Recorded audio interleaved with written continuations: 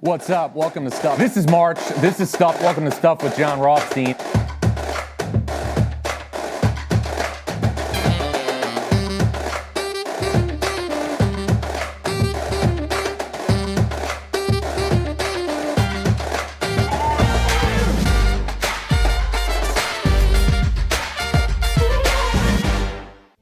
The NCAA tournament has been canceled for 2020. A lot of people were hoping for the word postponed instead of canceled. Exactly. That is not the case. Is there any backsies? Can we do any backsies on this? Nobody knows how to handle something like this because we've never been through something like this. This was inevitable.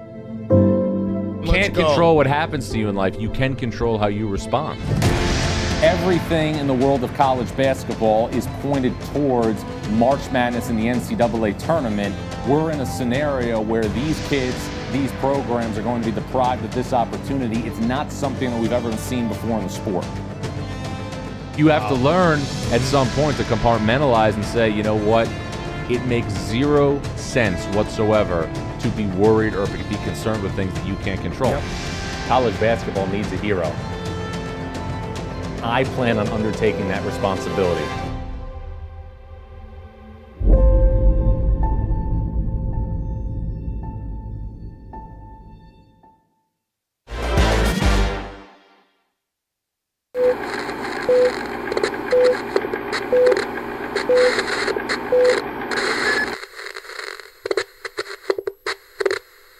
This is still March.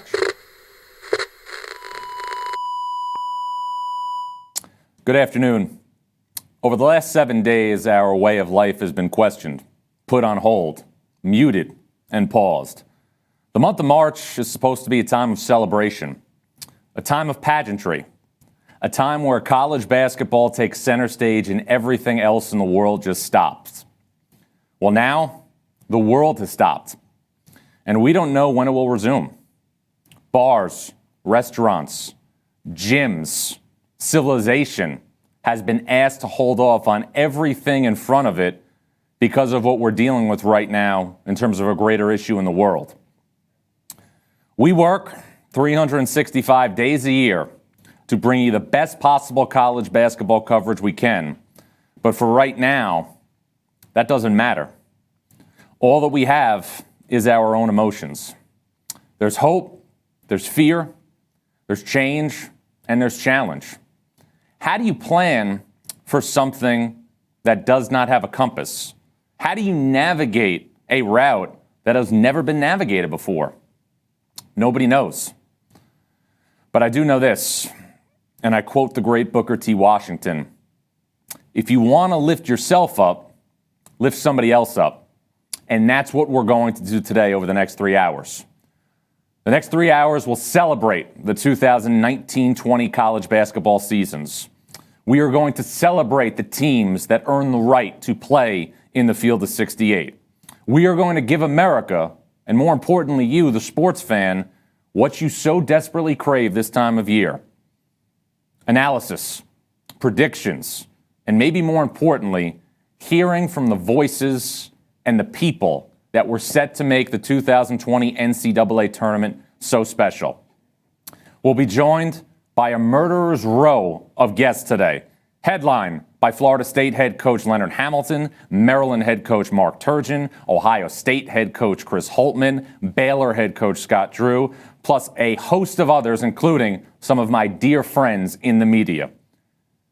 The NCAA tournament in 2020 has been canceled, but there will still be a bracket, and that happens next. What's up? Welcome to Stuff. This is March. This is Stuff. Welcome to Stuff with Jon Rothstein.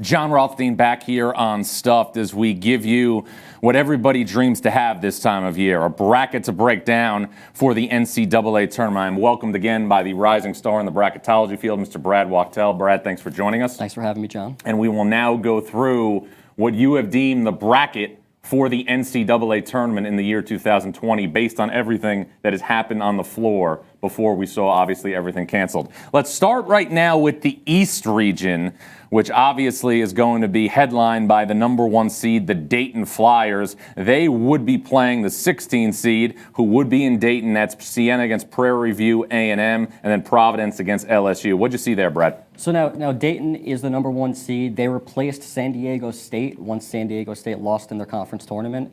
Dayton finished the season with 20 wins in a row, only had 2 losses, and both of those losses actually came in overtime. This team deserves a number 1 seed, and we'll be excited to see how it plays out with them. Siena and Prairie View A&M were 2 teams from lower tier conferences whose nets were towards the bottom, so they ended up in the play-in game, and they also did not have any quality wins to bump them up a little bit. And then we got Providence and LSU. Obviously, an interesting matchup right there. Ed Cooley against Will Wade, one team that's been stout defensively over the last couple weeks. Will Wade, obviously an offensive-minded head coach. He will also join us later today on the special edition of Stuff, coming to you till about 4 o'clock Eastern. Let's slide down right now and look at the other 2 games right here in the East region. Ohio State, a 5 seed against a very dangerous Stephen F. Austin team, and then Maryland agained Akron. Ohio State's a team that started off strong. They beat Kentucky and Villanova, and then kind of hit a lull for a while, and then finished strong. They finished with a top 20 net, very deserving of a 5 seed. They play Stephen F. Austin, who obviously they won at Duke, so that's why they got their 12 seed. Stephen F. Austin is in a conference that is typically seeded 14, 15, or 16, but because of that win at Duke, they got bumped up to a 12 seed. All right, Maryland-Akron, obviously an interesting matchup. That is Mark Turgeon against former Illinois head coach John Gross. Everybody was expecting Maryland-Akron to be an interesting game. All right, now let's keep moving down in the East region. Let's look at the 6-11 matchup, which I think would obviously have a lot of people interested in the Midwest part of our country. West Virginia against Indiana, and then Kentucky against Bradley. West Virginia is another one of those teams that started off really strong and then hit a long lull, especially towards the end of the season. They were up towards a 2 or even a 3 seed when the season began, but they finished with a couple wins. Fortunate to get a 6 seed. Indiana is a team that finished 4-10 against Quadrant 1 teams, but they had a lot of high-end Quadrant 1 victories, and even though their net was in the 50s, they were still deserving to get in because of those high-tier wins. All right, and Kentucky against Bradley. Bradley, the automatic qualifier out of the Missouri Valley Conference for the 2nd year in a row under head coach Brian Wardle. Let's round out right now the East region. And again, the hashtag right now, if you're watching at home, is this is still March. Let's look at the rest here of the East region here on Stuffed with Jon Rothstein. The 7-10 game, an interesting game that has already happened this year. Virginia against Arizona State, and then Villanova against BU. That would mean Jay Wright going against his former disciple, Joe Jones, now the head coach at BU, the winner of the Patriot League. Now, Virginia, of course, they won the national championship last year, but their net was in the 40s, and even though they have a pretty strong resume, in the last couple of years, a team that had a net or an RPI in the 40s did not get higher than a 7 seed in the NCAA tournament. So while their resume is a little stronger than what their seed shows they are, I can only put them as a 7 seed, but they will be a tough out. And a fascinating contrast in styles. Obviously, Arizona State playing as well as anybody on the West Coast the last couple of weeks. Remy Martin, also Alonzo Verge and Rob Edwards. All right, let's go right now out west to the West region. Regional games would have been played in Los Angeles. The number 1 seed, easy, it's Gonzaga. And then an interesting game right there, Kelvin Sampson against his old team, Oklahoma. Oh, yeah, and Houston finished with a record of, while they only had 2 Quadrant 1 wins, they did finish over 500, 10-8 against Quadrant 1 and 2 opponents, and did not have any bad losses, while Oklahoma finished with 5-9 Quadrant 1 teams and 11-12 Quadrant 1 and 2 with no bad losses, finished the season with a win at West Virginia. 2 teams that are neck and neck in terms of their resume. All right, let's keep moving down right now here in the West region for the projected 2020 NCAA tournament. Butler going against Richie McKay and company at Liberty, a team that won an NCAA tournament game last year, beat Mississippi State, and then Oregon, New Mexico State. Now, Butler, the 5 seed, now they did have 10 Quadrant 1 wins, which is a great number. But when you dig deeper into their resume, they did not have too many high Quadrant 1 wins, which is why they are only a 5 seed. And a team like Liberty, who had an unbelievable record, this team would not have qualified for an at-large bid, even though they were tremendous overall. All right, now let's look at the second half right now, the West region for the 2020 projections for the NCAA tournament. Michigan against an East Tennessee State team coached by Steve Forbes, winners of 30 games. And then Creighton, again, a team that looked like they were a Final Four team before Marcus Zagorowski hurt his knee, against UC Irvine and Russ Turner. Now, Michigan, obviously they're a team that started off early on in preseason tournament, beating Gonzaga. They beat Creighton. And then when Isaiah Livers went down with an injury, they became very stagnant, but they finished extremely strong. Even though they finished 6-10 against Quadrant 1 teams, still very much deserving of a 6 seed. East Tennessee State is a team that could have ended up being that league, could have been a bid stealer, but East Tennessee State ends up with the automatic bid to make sure that nobody else gets left out. All right, let's finish up right now, the West region. Fascinating game here in the 7-10. Arizona against Texas Tech, Sean Miller, Chris Beard, and then San Diego State, I felt, was destined to make a run if they could have stayed out west. Your thought process here on the bottom part of the bracket. So Arizona finished with a net of 14, a great net, and you would think that they should be a little bit higher in seed. But when you look into their resume, they were only 3-7 against Quadrant 1 opponents, which is not very good. So while they still are while they're still in the tournament, they're not getting a great seed. Texas Tech, on the other hand, finished 3-10 against Quadrant 1 teams. They did beat Louisville neutral site, and they beat West Virginia. They had no bad losses, but the reason why they are in is because their net finished at 22, and a team that high has never been left out. All right, and there you have it. San Diego State, the 2 seed in the West, as we expect. Let's go to the other top of the bracket, the South region, and the number 1 overall seed, the Kansas Jayhawks. Kansas, the clear favorite, obviously, to win a national championship. Robert Morris against NC Central. That would be first 4 games in Dayton, and then an intriguing matchup with St. Mary's and Marquette. Yeah, and St. Mary's finished with a net of 21, beat Wisconsin, beat YU a couple times. And then, of course, Marquette, when you have a guy, even though they finished 5-10 against Quadrant 1 teams and did not finish well to end the season, you do have a guy like Marcus Howard. That's a team you got to be careful of, and you know that they're a team that can make a run. And a fascinating matchup in that game between Jordan Ford of St. Mary's and Marcus Howard, obviously, of Marquette. All right, let's keep going down right here in the South region to look at the 5-12 matchup and the 4-13. Cincinnati, not obviously your normal 12 seed. They would hook up against Bruce Pearl and Auburn, and then Louisville, North Texas. So one thing to note about this matchup, so Cincinnati is actually in as the auto bid. Cincinnati would not have been in that large bid for one reason, and even though they might have a couple of good wins in conference, they did have 4 Quadrant 3 losses. That's too many. When you start looking at their resume compared to everyone else that was on the bubble,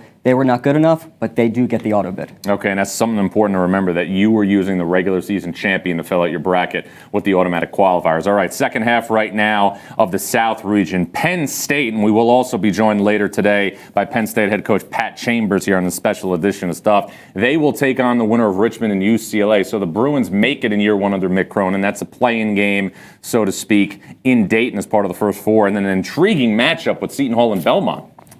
So Penn State struggled at the end of the way, but they did have a lot of strong road victories, including at Michigan State and at Michigan. In my play-in game between Richmond and UCLA gets in because they finished 6-6 against Quadrant 1 opponents. 6 is a very good number, and even though they had a couple bad losses, their resume was still better than a couple of the teams around them.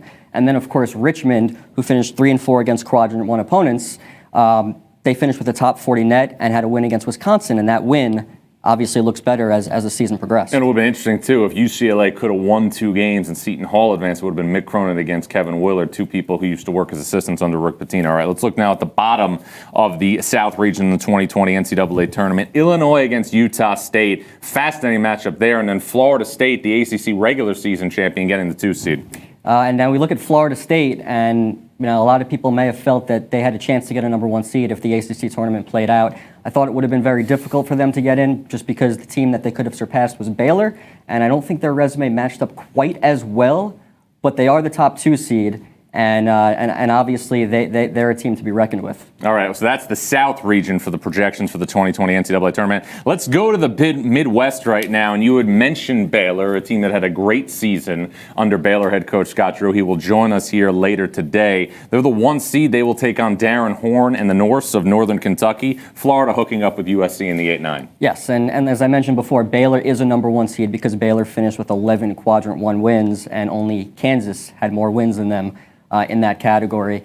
Florida and USC. Florida finished with 5 Quadrant 1 wins, no bad losses. And USC finished over 500 between Quadrant 1 and 2 opponents, including wins over LSU and Arizona. Okay, let's keep scrolling down right here in Baylor's region. BYU against Yale, a lot of blue and white in that game. And then Wisconsin against Vermont. This is fascinating to me. This was the type of style and system that I thought Vermont might have a chance if they were going to win a game in the NCAA tournament. That's a tough first-round draw for Wisconsin. No question it's a tough draw. But I will say about Wisconsin, as you know, I mean, they've been as hot as any team in the country. And once they got Micah Potta eligible, this team has, with everything that's going on with their team, with Coach Moore, they've kind of taken, a mind of its own. And they are, in my mind, they have a chance to make a deep run. Yeah, no, that'll be a very difficult first-round game to project. Let's go now at the second part of this region right here. Iowa, the 6th seed, Luka Garza, my national player of the year. And you look at the 11 seed matchup, Wichita State and NC State, first 4-round games in Dayton, and then Michigan State against Hofstra. So our Joe Mihalick, who also is going to be on this show today from Hofstra, wanted to go to the NCAA tournament. Not exactly, I'd say, a cherry on top of the sundae. Now, we look at my play-in matchup between Wichita State and NC State. So Wichita State is in the NCAA tournament because of that record over 500 against Quadrant 1 and 2 teams. They did finish 9-8. And in the last couple of years, if you finished with a record over 500 against Quadrant 1 and 2 teams and had a minimum of 2 wins in Quadrant 1, you got an at-large bid. So that is why Wichita State is in. And NC State, of course, is in because they had some key victories over Duke and Virginia and Louisville. All right, now let's round out here the bottom of this bracket right here. Colorado against Rutgers. Steve Peichel pounding nails, makes the NCAA tournament in the field, and then Duke against North Dakota State. So we're just going to go straight to Rutgers because this is the first time that Rutgers is in the NCAA tournament since 1991. And while they did finish 2-10 away from the rack, they still had their quality wins were still strong enough to get them into the tournament. It did not hurt their candidacy. It just only hurt their seeding. If they didn't have that record away from home, they would have been a couple seats higher. All right, well, great job on the bracket as always, Brad. Let's take a look right now at the whole field as it would have been projected for the NCAA tournament. You can see, obviously, there, that's what it would look like. 1 seeds, Dayton, Kansas, also Gonzaga and Baylor. Brad Wachtel, tremendous job as always. We'll continue to call on you for the years to come. A tremendous season for you. Thank you very much, John. All right, you got it. Now let's check in with an old chat I had with my National Player of the Year. Iowa's Luka Garza.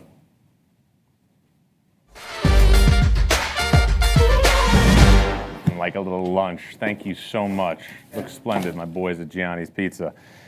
Our next guest is the best big man in college basketball. He is on his way to being a first-team All-American. Iowa's Luka Garza now joins Stuff. And Luka, we have done our research on you, and we know you're dominant on the floor, but we have also learned that you are a big-time fan of Drake. I'm curious, with all the success you've been having this year, after you get an and one, after you make a great play, do you say to yourself, started from the bottom, now I'm here?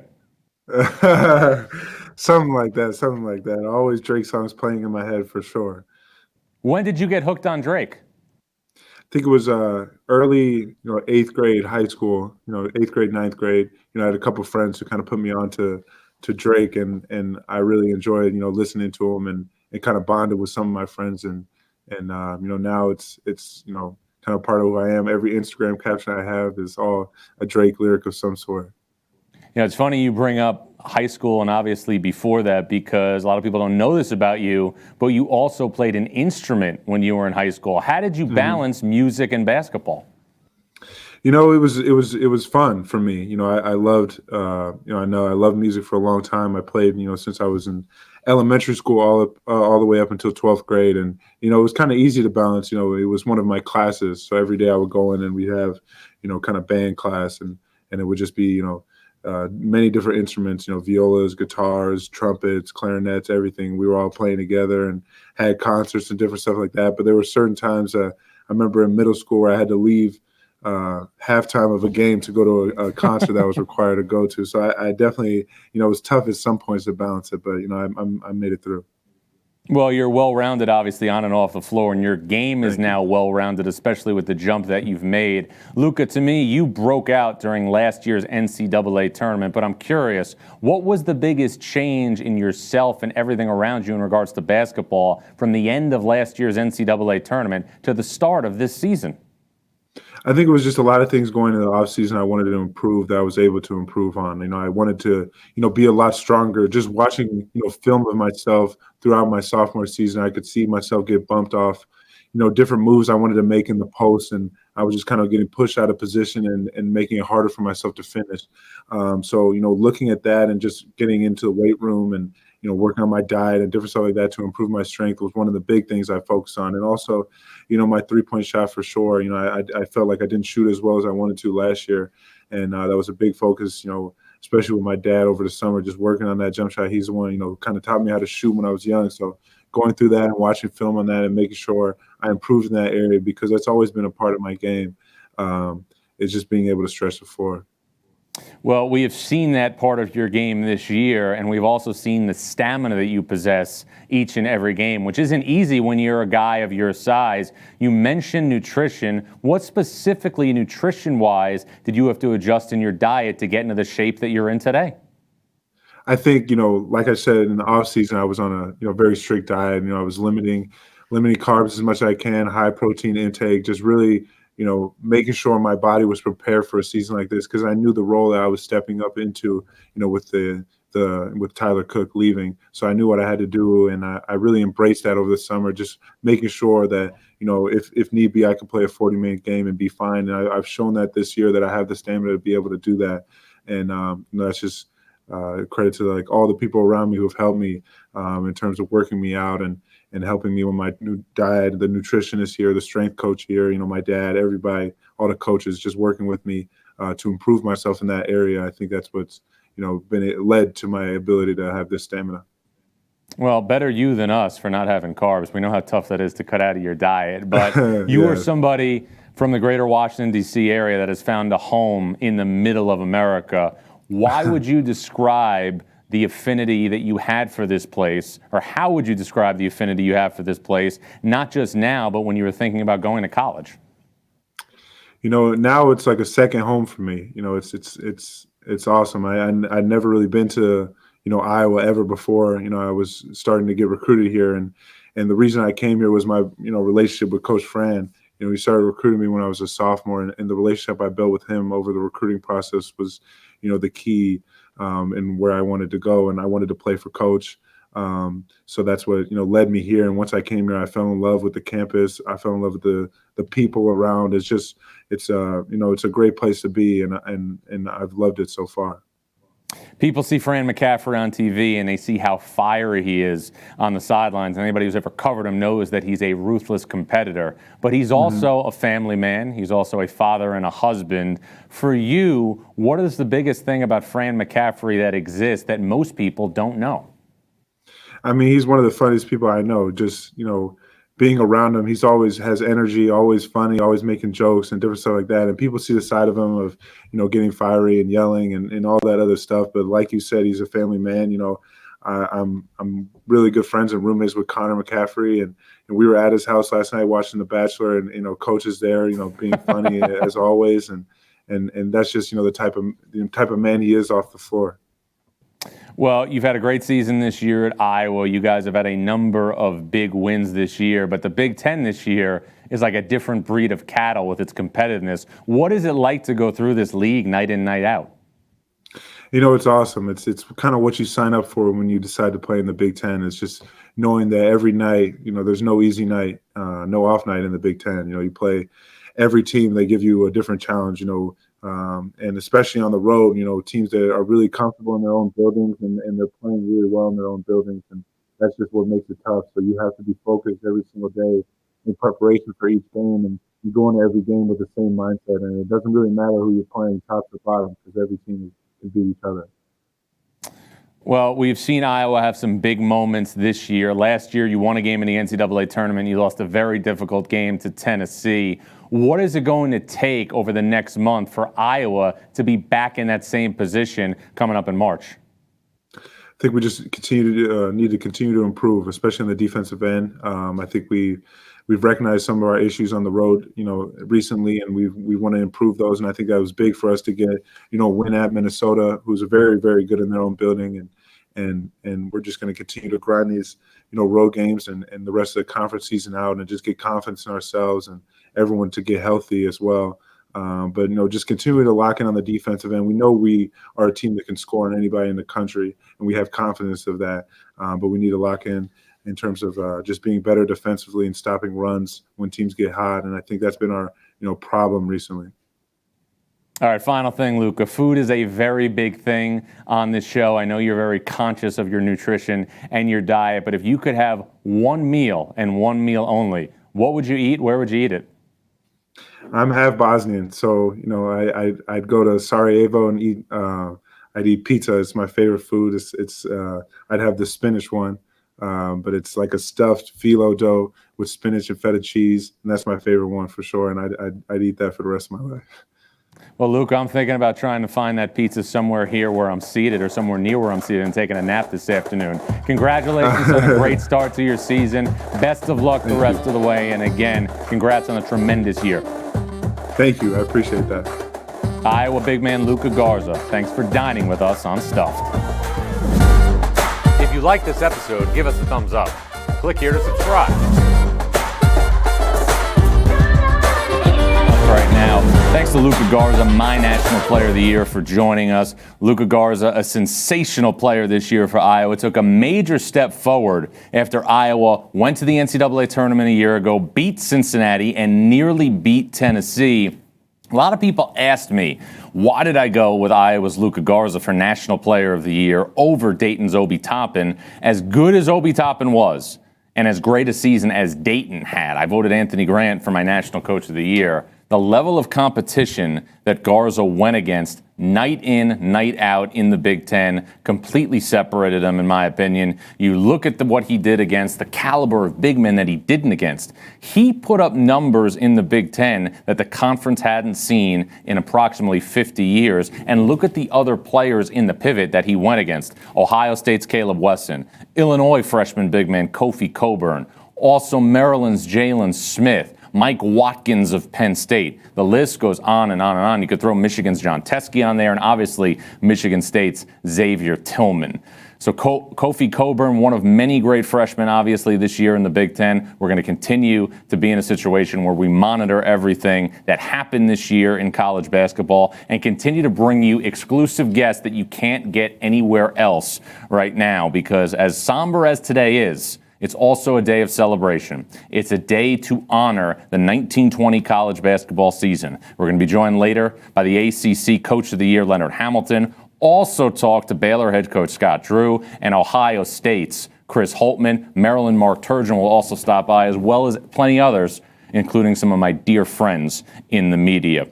One big thing I want to continue to stress here, even though we're honoring the college basketball season, do not take this virus that is really disrupting our entire society lightly. Make sure that you're distancing socially. Make sure that you're taking all the precautions necessary to end this and bring some reality back to our world as best as you can. This is something right now that is, again, uncharted territory in our society. Coronavirus 7 days ago when we were sitting here was just something, in my opinion, that altered the Ivy League tournament. And now we are seeing a complete different shift, not just in sports, but also society. You think about the spring in college basketball, you think obviously about what could happen with the NBA draft stuff. And we have seen already today with the NBA's deadline potentially moving back, how that could affect college basketball. There's a deadline in April, normally for kids to go to the combine. Now, if that gets shifted back, you are in a situation where we could see a completely different calendar take place. And that's one of the interesting things to me, because I'm always trying to forecast who would be in position to go right to the NBA and bypass, obviously, college basketball for the rest of their career, or who would be in a situation where, for all intents and purposes, they would opt to come back and do like what Miles Powell did a year ago when he returned to Seton Hall. Again, plenty more guests on the way throughout the course of this show. Jon Rothstein here with a special 3-hour edition of Stuff in an effort to commemorate and celebrate the 1920 college basketball season. You had just heard from Iowa big man Luka Garza. That's the person that I voted for my 2020 National Player of the Year. And we also broke down some brackets earlier with Brad Wachtel, one of the rising stars in the bracketology field. But for right now, we are continuing to pay homage to everything that happened in the 1920 college basketball season. And there's a lot of people, obviously, that are going to be disappointed and devastated by what transpired here over the last couple of weeks. My heart aches for everybody, but the ones I feel real bad for are the guys that year after year we're trying to get in this situation and won't have the opportunity to go to the NCAA tournament. You feel for the Blue Bloods. You feel for the guys who obviously had a chance to win a national championship. But the guys who were at programs that normally don't play in the NCAA tournament and are in a situation where they missed out, or the guys in one-bid leagues that just missed out, those are the guys that I'm really feeling bad for right now. As we continue to march towards the 2021 season and we continue to look forward as to what could be, I often wonder, too, what would have happened if we saw a situation, if we played an NCAA tournament with no fans. And that's one of the things that I took away from that one half between Creighton and St. John's when they played in the Big East tournament for one half before everything was canceled. Because I was mentally prepared for an NCAA tournament with no fans. And I thought that if you had 100 to 150 friends and family, obviously, in the stands for that, we would have been able to see a scenario where it wouldn't have been obviously your normal NCAA tournament, but it would have been something that everybody could have got behind. Now, you're seeing something completely different. Now you're seeing a complete shutdown. Now you're seeing a scenario where we have, let's face it right now, all sorts of things going on that we've never endured before. And it stretches well beyond what would have been in the NCAA tournament. I've talked to numerous coaches throughout college basketball over the past couple of weeks who have told me that they can't believe that they have not only this idle time in March, but the idle time that's going to trickle into April. All recruiting on and off campus canceled through April 15th. We're in a situation right now where we are in uncharted territory in the sport. We are in uncharted territory for everything that's going on. And the only thing we can do is celebrate. And that's obviously what we're going to do. We're going to celebrate the 1920 college basketball season. But it's important to pay homage to the people who have already clinched great seasons. San Diego State and Brian Dutcher, Dayton and Anthony Grant, and of course all the mid-majors out there who have made everything spectacular. It's hot under these lights. I could use a snack here. We have any food back there, guys? Let's get some sweet potato fries or something. There we go. Tremendous. Never good doing this on an empty stomach. That's the thing about a 3-hour live show. It gets a little tricky, but my sweet potato fries from the City Diner, never, ever disappointing. That's the thing about sweet potato fries. They don't feel quite as fried, but they're just as tasty. Delicious. Absolutely delicious. So, not too many. Don't want to run out of gas too early. Another interesting thing, big picture, that I took from Brad Wachtel's bracket, the representation in his projected field from the Pac-12. The Pac-12 was a conference that saw, let's face it, a year ago, good fortune come from the scenario by Oregon winning the Pac-12 tournament and then seeing 3 teams from the conference go into the NCAA tournament. But this year, we saw that number and the volume of that number reach a completely different level. You saw Pac-12 teams in that bracket left and right, and I think that's one of the things that we would have seen had the NCAA tournament not been canceled. More teams from the Pac-12 having a chance to advance into the bracket. Sweet potato fries are really good. Really good. So, all right, now we are going to bring in our first guest of the day, a longtime bracketologist who obviously does a tremendous job at ESPN, great friend of the show, somebody who has been near and dear to college basketball for a long time, ESPN's Joe Lunardi. And Joe, How would you describe the void you have right now in your life? Well, John, you're filling it. I mean, the opportunity to be on, certainly better than the first four in Dayton or traveling to a regional. Well, we appreciate that, Joe. And I'm curious, at what point last week did you first start to anticipate the NCAA tournament being canceled? It's funny. It wasn't after the cancellation because I think most of the college basketball world at that moment probably thought they were premature in their decision. But it was sometime late Tuesday into Wednesday, I started to hear about campuses closing, not college athletics. And, most in indication, and just occurred to me, and this was probably sometime Wednesday before the early round games got underway in Brooklyn. I was at the Atlantic 10 tournament, and I just thought these college presidents are not going to have their basketball teams traipsing around the country if these are closed. And I thought at that point, it just felt like a matter of time. And kind of the half measures on Wednesday, play without fans, etc. Then we were just waiting for the other shoe to drop. Joe, everybody knows about your close relationship with St. Joseph's, and it was, amazingly enough, 16 years ago, where the Hawks had a season much like Dayton had this year. How do you think you would have felt 16 years ago if St. Joe's suffered the same fate as Dayton did in 2020? Horrible.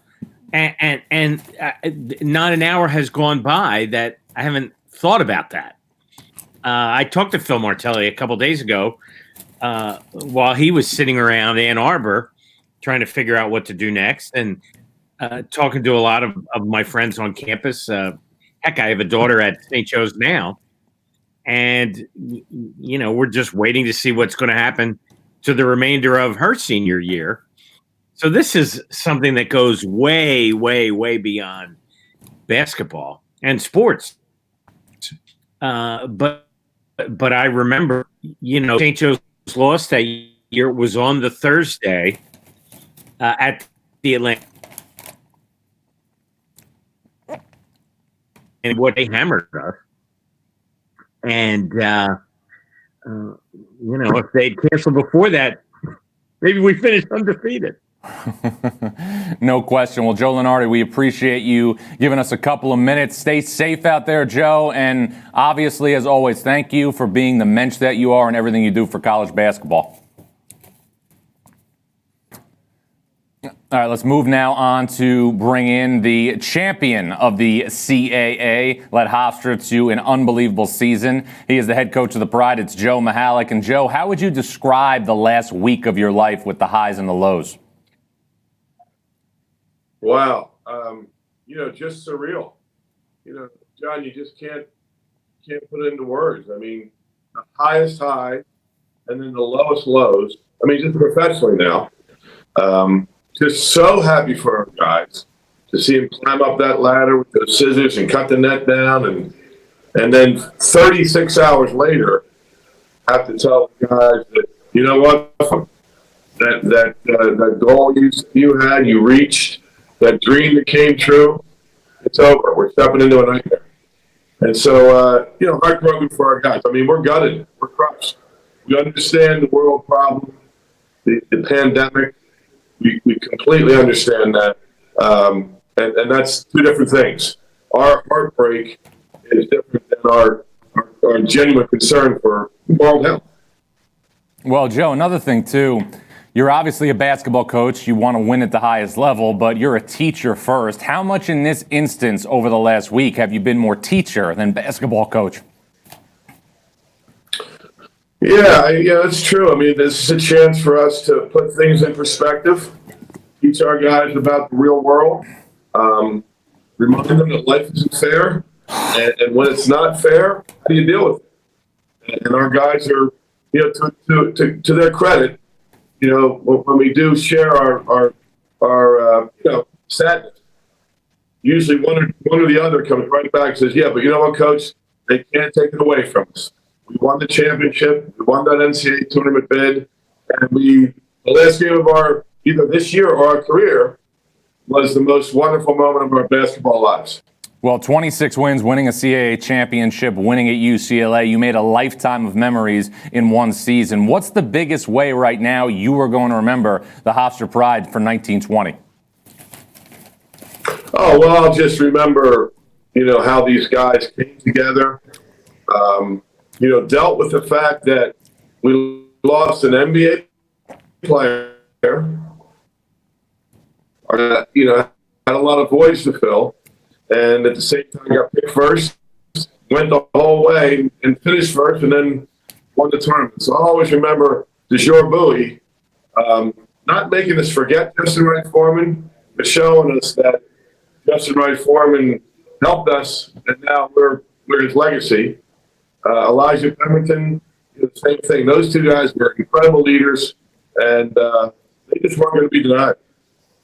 Well, Joe, we're asking a lot of people right now how they're going to fill their time with really nothing but idle time. What movies you got in the hopper for the next couple of days? Trying to figure it out, Joe. On conference call, and we're calling recruits and watching more synergy, and dealing with the scheduling issues and things like that. Concerns is the kid, the academic component. I mean, this is going to be unusual here. This is going to be, guys taking classes online. I don't have a computer. What if they don't get the internet? It's things you just can't assume. And so there's going to be a big learning curve. There's going to have to be a lot of patience with everybody in the academic component here. Well, final thing, Joe, obviously you made a bond with these kids for life by what you accomplished this year, winning 26 games, winning the CAA, winning a game at UCLA. What was your final message for your team? Well, my final message was kind of what we've been saying. You know what, guys, listen, they can take this NCAA tournament away from us, but they can't take the memories away. And they can't take this championship away. And they can't take the lifelong bond that this one of the best teams ever to play in Hofstra, ever. I mean, in the storied basketball history of Hofstra University, this is a team that will go down in the record books as one of the greatest ever. And they'll never take that away from us. And those are the men. Well, Joe Mihalick, head coach of Yale, we congratulate you on an outstanding season. Again, nobody can take away what you and your team accomplished. Most importantly, stay safe out there. And again, thanks for hanging with us here on Stuffed. Joe, you're the best, man. Thanks for what you do for college basketball. Would never be the same without you, so thanks for what you're doing. All right, you guys, Hofstra head coach Joe Mihalick. And again, he is just one of many outstanding guests we are going to have here on this program as we continue to take you live for the next couple of hours to celebrate the 1920 college basketball season. Jon Rothstein here, dedicating this Tuesday afternoon to the 1920 college basketball season. We are obviously going to highlight a lot of these great players so far in 1920. Let's check in right now with an old chat with Marquette's Marcus Howard. It is now time for Dine Time, and our guest is the top scorer in college basketball. He plays for Marquette. His name is Marcus Howard. And Marcus, you are a good fit right now for this segment because food is a very big topic on this show, and we have learned that you love to cook. What is your favorite thing to make in the kitchen? I do love to cook. I have to say my favorite thing to cook is either my chicken parm or I like to make, like pork chops, different variations of pork chops. So that's something I kind of picked up recently. So those are my two, I'd have to say. All right. So you're more than just a scorer. But legend also has it that Marcus Howard is pretty good at impersonations. Give us your best one right now of your head coach, Steve Wojciechowski. Oh, that's on the spot. Scott didn't tell me we were going to do that. I'm trying to think of my best impersonation. So, Woj? Yeah, give us one of Wojo. His favorite thing to say when watching film is it's not a criticism, it's facts. So I have to channel my inner Rojo. Take your time. All right, let me think. Yeah, I got So he'll usually always walk in, kind of straight face, say what's up to us. He's like, "Oh, what's up, guys?" So he'll be like, "Guys, I'm telling you, it's not a criticism. It's just facts." So that's his favorite thing to say when we're watching film. But I mean, there are a lot of things I could say, but that's probably the go-to when it comes to Wojo. Well, we can't probably expect you to be getting a lot of criticism with the career that you've had. You've been an unbelievable scorer throughout your career at Marquette. Why has scoring the basketball always been something that's come easily from Marcus Howard? It's been something that I've done since I was a little kid. Ever since playing when I was younger, always playing at a higher age group. Never really playing my own age. It really challenged me a lot from a basketball aspect to where, I had to figure it out. I had to adapt. And so just working extremely hard with my family, my dad, my brothers, on trying to find different ways to be impactful and having to do the scoring. So it was just a knack that I picked up, and it's been something that, I've had along in my career. Now, as your career has progressed and your production level also progressed, we have seen defenses regularly use 2 and 3 defenders on every possession against you. What has it been like to have that type of attention? It's something that I've seen ever since I was a little kid. Even when I was younger playing AAU and, playing like in middle school, stuff like that. I would see a lot of the same things. Double teams, triple teams, box and ones. I would see a lot of different defenses from a younger age. So, it was something I've always been used to. I know it can get under a lot of people's skin, but it's one of those things that, I try to embrace and then just try to counteract whenever I have the chance. So if the team's doing one thing to me, I try to figure it out on the fly as the game goes on. So that's been something that, I've dealt with for a long time. And something that you've dealt with recently is an injury which forced you to wear a mask during games. What was it like dealing with that as you were trying to operate as you always do? It's one of those things you kind of just have to go through. Definitely not an ideal situation, but I wanted to be sure I was protecting my face. My nose had been broken, so I wanted to be sure that I was taking the necessary steps that the doctors recommended to protect that.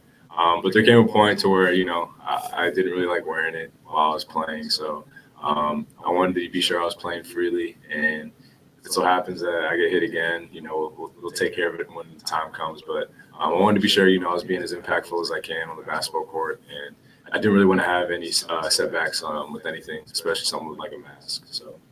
Well, setbacks are something that is inevitable in life, and your team a year ago had a great regular season, obviously did not have the finish that you wanted. You lost in the first round of the NCAA tournament to Murray State. How much have you thought back to that game as now you're getting set to return to the field of 68 here in a couple of weeks? Yeah, it's been something that's been in the back of our heads, going into the preseason, into this year. But as of now in the season that we're in, we try to focus on controlling the things that we can control and, taking it a day at a time. But in the back of our heads, we always think back to last year and how we finished and how we want to make sure that we're changing that going into this year.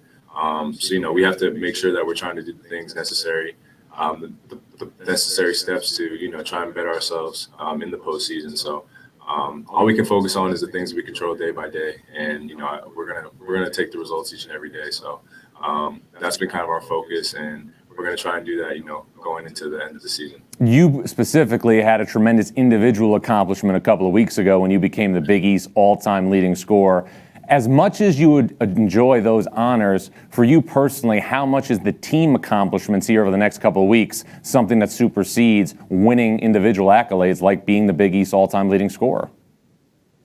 No, that's all you come back for. That's the reason I came back as a senior, to finish out my career here is, to try and win big. And, everything we do as a team, first and foremost, needs to result in winning. But I know, like, if we're winning as a team, everything's going to fall into place. But the most important thing is us trying to be the best team we can be and finish on the right note. And, like I said, that's a big reason why I came back is because I wanted to, win big, win in March, and of course, just want to win and try to make this program as successful as I can to end my career. Well, you've done that on the court, but you're also doing special things off the court as well. You have been very active on Marquette's campus for student-athlete mental health welfare. What prompted you to get involved in that area? It's just the way I grew up. Great credit to my parents and my brothers, in terms of being great influences on me and how to live. And, I'm just truly blessed to have the great influences in my life. And then also just here on the campus of Marquette, there's so many great people that impacted me. So, I just want to try and be the biggest blessing I can to others around me. So in terms of, just trying to be more than just a basketball player on this campus, I give a great credit to the people who have impacted me in my life. Well, that's great stuff, Marcus. It's really, really nice to see that. All right, guys. Well, we appreciate, obviously, that chat with Marcus Howard. But now let's bring in somebody else who has had a major impact, obviously, throughout the Pac-12 and just wrapped up his season last week by hitting a big shot against UCLA. That is Jonah Matthews from USC. Jonah, congratulations on an outstanding career. How would you describe right now the emotions you're going through as a player? It's actually surreal. I'm still trying to come to terms with not having practice or not lifting weights to my teammates, not even going to be with them, but having the season be over this quick and so abrupt is just so surreal to me right now. Well, Jonah, you hit that major shot against UCLA. You win a rivalry game last Saturday. Then a couple of days later, your season ends. What was that roller coaster like?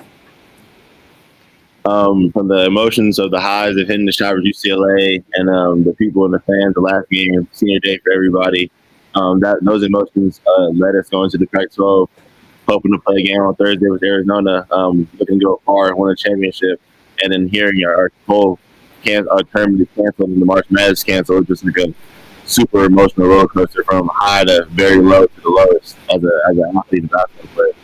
You had a great career at USC. You won a lot of games. You were going to play in multiple NCAA tournaments. If there's one message right now that you could give to the USC fan base, what would it be? I appreciate them for everything they've done for me the past 4 years. Through all the highs and the lows that we experienced in the team. They stuck with us the whole way. And I just want to say I'm thankful for them and I'm thankful that they appreciated me as well. Now, Jonah, obviously this creates some idle time for everybody in the world because the whole world is essentially on lockdown. What have you been doing in your spare time now that you have blank pages? You been watching any movies? A lot. I'm a big movie guy, but I've mostly been on Call of Duty with all my teammates. We've been playing multiple games. I've become like a big gamer. So with everything being shut down, tell me get back on the Xbox with my friends. All right, Jonah. Well, final thing. Obviously, you're going to move on right now to another phase of your life after your career at USC. You're a senior. As somebody who put in all this work and had obviously so many great moments during your college career, what does it feel like to have in your last year this opportunity taken away from you to play in the NCAA tournament?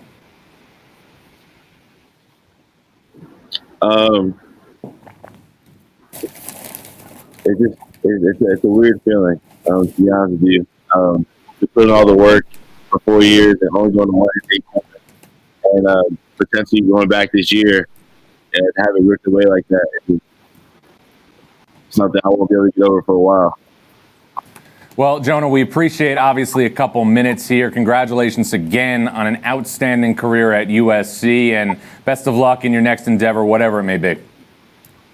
Thank you so much for having me. Appreciate it. All right, you got it. That's USC's Jonah Matthews. And again, what a career. You think about what he did under Andy Enfield. USC became a team that was very difficult for teams in the Pac-12 to deal with. Look at the freshman year he had in 2017. USC beats Providence in the first four, then gets in a situation where it wins a game against SMU. That was an SMU team in 2017 that won 30 games going into the NCAA tournament.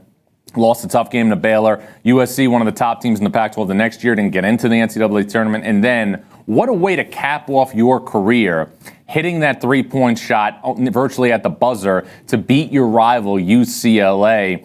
Always great to get the seniors' perspective in all of this right now. And you think about the guys who came back for that senior season. Guys like Marcus Howard, who we just heard from. Guys like Miles Powell at Seton Hall. These are all things to keep in mind when you look at, obviously, the salute that all these seniors should get right now. As, again, we are honoring and commemorating the 2019-20 college basketball season. And one of the highlights, obviously, for the 1920 college basketball season was the level of play in the Ivy League. And joined now by the head coach of Yale, James Jones. And, Coach, how would you describe the wave of emotions you've had over the last 7 days? Well, a little bit of a roller coaster, John, as you can imagine. We had won a championship on Friday night against Dartmouth and felt really good about that. And then we went out to play out to play Harvard and didn't have a great game on that Saturday and felt down, but we had regrouped on Monday's practice was great. One of the things I like most about my team is when I show them film of what we don't do well, they really respond. And we had a great practice on Monday, and we found the news that we were going to be the automatic qualifier for the tournament. So we were excited about that. But at the same time, with all the whispers and everything that was going on in the world, we knew that it could come crashing down at any time, and I was just hoping for Sunday to get here quicker than it would. And as time went on, and as Rudy Gobert had tested positive, I knew it was only a matter of moments before the NCAA was going to cancel the tournament. Now, you and I spoke after the Ivy League tournament was canceled about a week ago. At what point, though, in your time, in your mind, did you think that the NCAA tournament was going to follow? I'm sorry, John, can you repeat that? You and I spoke about 7 days ago when the Ivy League tournament was canceled. I'm curious, after that moment, when was the first time you thought in your head that the NCAA tournament may follow the Ivy League's lead? Well, not until Rudy Gobert came and tested positive. I really thought that the league was trying to do something to make sure the tournament would continue. It's such a part of our American fiber, and I knew they were going to try to do everything that they could. But once Rudy tested positive, it was just a matter of time as the pros that started crashing down and started changing what they were. I knew we were going to fall. Well, regardless of whether or not there's going to be an NCAA tournament or not, you continued to keep Yale atop the Ivy League this past season after losing some key players from a team last year that was on the verge of beating LSU in the round of 64. How'd you do it? Well, we feel great about what we've been able to accomplish over the last, decade with our program. And obviously, it's been capped off with the last couple of years of being really good, having 45 wins in the last 2 years. And, we have last season, and we want to rebound, and we want to get the ball. And it's my thought that are very high. And we certainly do. Like this past year, we get defense. We do that, we got a chance to be really good. College sports is obviously celebrated for champions and unbelievable runs at obviously the most hallowed times of the year, but it's also a precursor for these athletes to learn the game of life. As their coach, what message did you give them when you found out that the season itself was over and done with? Well, let me just say this. I'm 56 years old, and I got a chance to go to more NCAA. I got a number of years less to coach. I feel bad for the young men that I have in my program that missed out on this opportunity. But there's a bigger world out there right now for us, right? In terms of what's going on, and people are sick and trying to get better, and we're trying to contain this virus that we have. So with the great thought of the greater good in the world, basketball and athletics are just a small part of it. And certainly we want to get back to doing what we do as quick as we can. But we also want to make sure that our nation is safe and secure. And, if you think about things in those terms, it makes it a little bit easier to digest and understand what's transpired for us. Well, James, congratulations on an outstanding year. 23-7 were outstanding in the non-conference as well. Nearly won at Penn State, nearly won at North Carolina. Also won a game, obviously, on the road at Clemson. You've done an outstanding job with your Yale program. Stay safe, and again, congratulations on an outstanding season.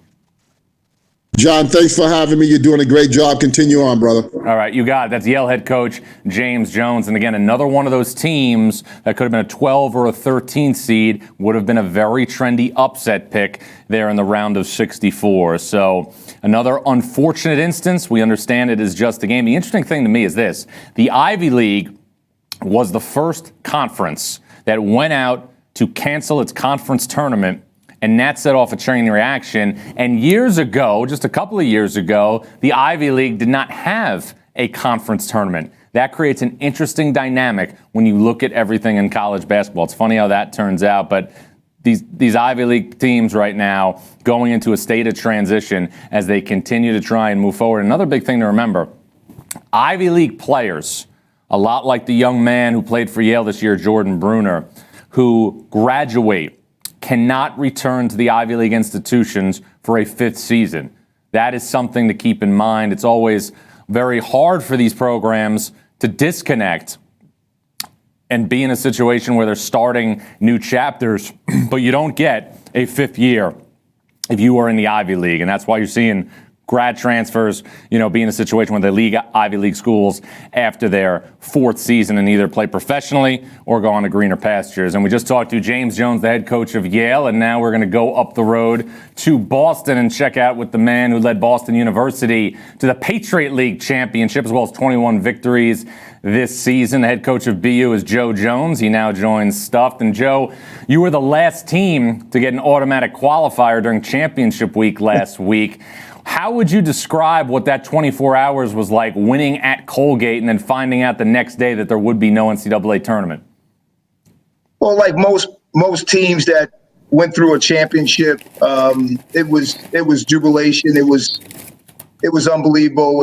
It was a dream come true for so many of us that have been working so hard to achieve winning a championship.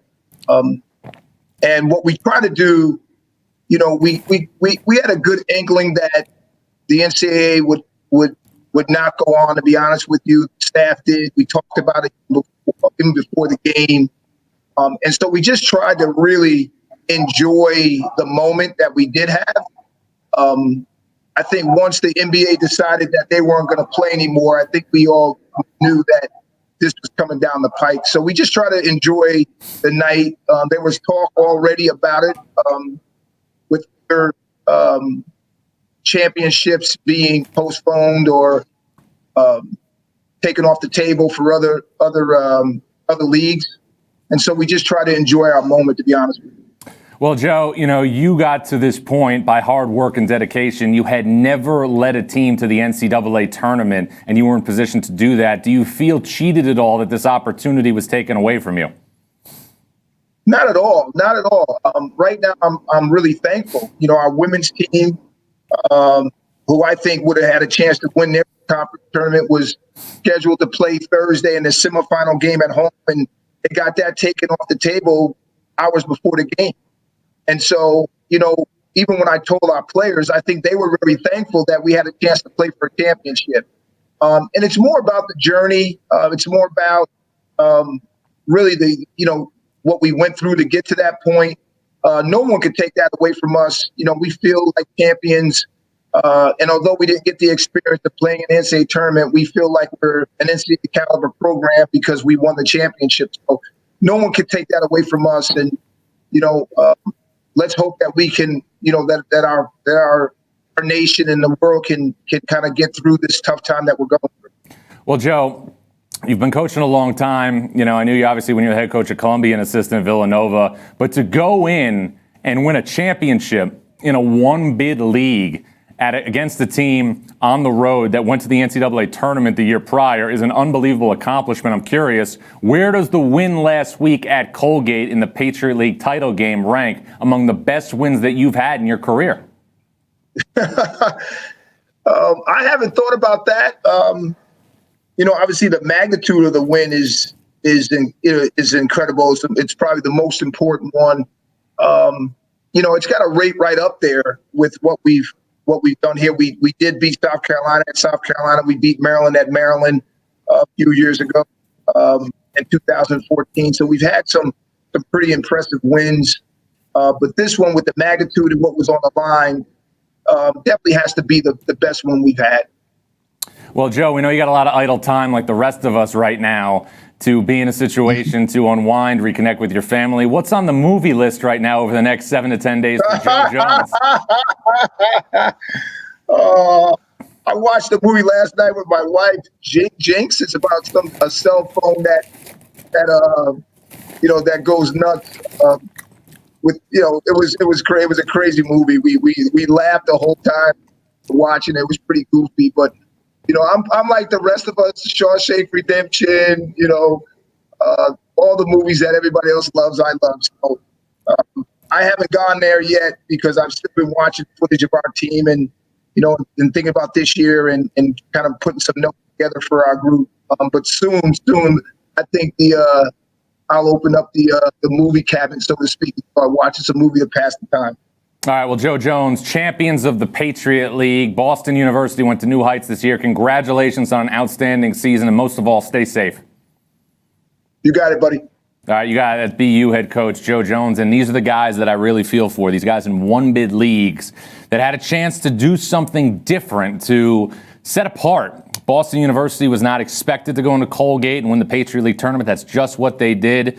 In these mid-major conferences, the pressure on favorites is insurmountable when you look at conference tournaments, because if you're not at your best for 40 minutes, that automatic qualifier is going to go away. And somebody that's had a pretty good record in these automatic qualifier games is Winthrop's Pat Kelsey, champion of the Big South this past year, won a game at St. Mary's, 24-10 on the season. Pat, welcome to Stuff. How would you describe the last week for you and your basketball program?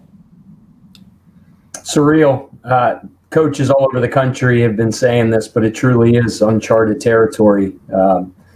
Figuring out, what the next thing is. We coaches like to be in control, right? We like to have the answers. We like to go in front of the team and say, fellas, this is what we got to do today to win this game, and have a plan and have an itinerary. And you feel helpless when you go in front of your team and you say, fellas, I don't have all the answers right now. We're going through something in our country that hasn't happened in probably 100 years. In basketball and sports, obviously, it takes a backseat to what's most important in the country right now, and that's the safety and health of our citizens. Our guys are on spring break this week, but school's shut down for quite a while. They've all gone their separate ways and gone home, and we're all spending time with our family right now. We joke the divorce rate in college coaching or in coaching profession might skyrocket here over the next couple of weeks, because our families have to deal with us a lot more than they have in the past. But it is a good thing to reconnect and recharge your batteries a little bit. But we'll all be chomping at the bit to get back to work again. Well, Pat, you're somebody I've always found to have great perspective and always being able to see the forest from the trees. When you gathered your team for the first time and told them there wasn't going to be an NCAA tournament, what did you tell them? Well, it's funny. We met for practice at our typical practice time of 3:30, and we're just going to meet. And they hadn't made the announcement yet. And I just told them, I said, fellas, there's three things that could potentially happen. One, this thing could go off as planned, and we'll play in front of no fans in some city in the United States here in the next couple of days. Two, because you kind of see the writing on the wall that there was going to be some sort of announcement, whether it's a postponement or cancellation. And I said the second thing is we're just going to have to put off and postpone, this unbelievable gift of being able to play in the national tournament, maybe for a month, 2 weeks, 3 weeks, 2 months, whatever it is. Or they're going to cancel this thing altogether, and that would be the worst case scenario. And I told them, I said, I don't think they're going to do that. I really feel like there's going to be a postponement, but whatever they announce, we'll handle it and we'll respond the right way. And then we went our separate ways, and they left. And within 15 minutes after they walked out the door, they made the announcement. I wasn't going to gather them all back up and talk to them as a group again. I talked to most of them individually by phone over the next couple hours, and they were a distraught group. Our seniors, Josh Bergeson and Hunter Hale, were the most upset, obviously, because it's their last go-round, their last chance. But all we talk about all the time when you talk about perspective is, circumstances, adversity, events happen in life that we can't do anything about. And to be honest with you, what we talk about, too, is you can't really do anything about the outcomes. You can have a vision in mind and a goal and an aspiration, but all you can do is worry about your responses to things. That's what we focus on every single day when adversity hits us throughout the course of a college basketball season, and it always does. And it's something that, how we respond to this, all of our guys, is going to help them deal with this situation as well. Coach Prosser used to say all the time, basketball and sports is a microcosm for life. He was way smarter than I was. I had no idea what microcosm was when he said it the first time, so I had to look it up. But it really is the adversity that we face throughout a college basketball season helps prepare these guys for things they're going to face in their life. Well, it's funny you mentioned Coach Prosser. I'm curious, you mentioned that he was obviously somebody who really could see the forest from the trees. How much did being around him help you prepare the message for your team when you had to tell them that the season was going to end prematurely? Yeah, that's a great question. But it's not just this instance. It's everything that I was taught by him through so many years of being with him. helps guide me and kind of gives me a compass of how to approach everything with our team. If you interviewed all of our guys, John, today, and you asked them how many times a week Coach Kelsey said Coach Prosser would say this, it would be in the 20s, 30s, 40s, or 50s. He was an extraordinary coach, and everybody knows that and the success that he had. But he was a better person, and he was a better teacher than even being a coach. And Dino said it when he passed away. He said he's probably the most successful coach in college basketball history to not have an enemy. And I knew you knew Coach. He just had this way of being a fierce, nasty competitor that hated to lose and loved to compete. But he had the respect of every single one of his colleagues. He used to say all the time, there has to be honor among thieves in this coaching profession. And treating each other right and with respect is really, really important. But the long way to answer your question is everything that I do in coaching is guided by the principles that I was taught by him as a player and as a coach. Well, you won the Big South title, had an unbelievable season. You also won a game at St. Mary's this year, which is something that not a lot of people do. How will Pat Kelsey most remember the 1920 college basketball season? The St. Mary's game was a really big win. Obviously, that's one of the premier programs in the country. We recruit a lot of Australian guys, so they're the premier Australian team in the country. So it gave us a lot of street cred over in Australia as well.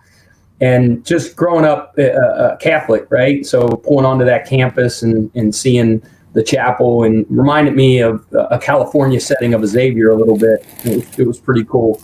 But that was a big win, and we had a great season. We rattled off 14 wins in a row at one point. Hit some adversity there late in the conference season where we lost 3 or 4 and regrouped. So I think more than anything, what I'll remember about this group is the resiliency. We played one of the toughest non-conference schedules in the country early on.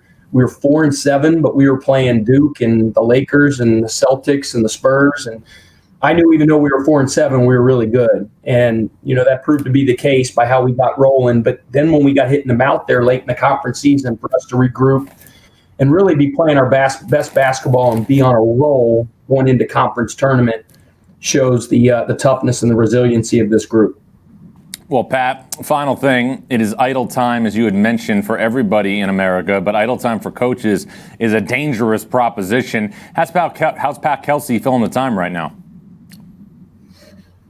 Well, we just had about a 2-hour conference call with our staff. And we had our academic advisor, our strength coach, our trainer, all of our coaches, and just had sort of a state of the program meeting that we would do in person, but we did it teleconference to be responsible citizens of our globe right now and keep our, what do they call it, social distancing. But, so we're working. We obviously can't go recruit in person, but we can make phone calls, text messages, contact recruits. From a professional standpoint, it's a good time to take a step back, watch film, study, learn. But then it's a great time to connect with your family. The season's a beatdown, man. It's a long grind. We were back in the backyard the other day. You could see it on my Twitter. My wife left for 2 hours. When she came back, my son and I had actually dug out and cut out a huge dirt area for a home plate that's perfectly manicured with the home plate and the batter's box and everything. So playing with our kids, out in the backyard, shooting hoops, just kind of recharging batteries a little bit. Scary to think what's going on in the world, what's going to come over the next several weeks, next several months, when we will get back to some sort of normalcy. Obviously, we're all concerned about that. Our minds and our prayers and our thoughts are with all the people that are being affected by this right now. Can't wait to get back into the gym and start coaching again with our guys. Well, obviously, we are tackling a lot of movie topics on this show because everybody has these, free nights right now with no games. What's on the must-watch list for Pat Kelsey when it comes to movies these days? Man, I'm not a huge movie guy. I'm that dork coach, that nerd that loves Hoosiers. I've seen it 1,000 times. Jimmy Chitwood was 44 for 49 in the entire movie, just so you know. I charted every single one of his shots. And that's including shooting in the backyard.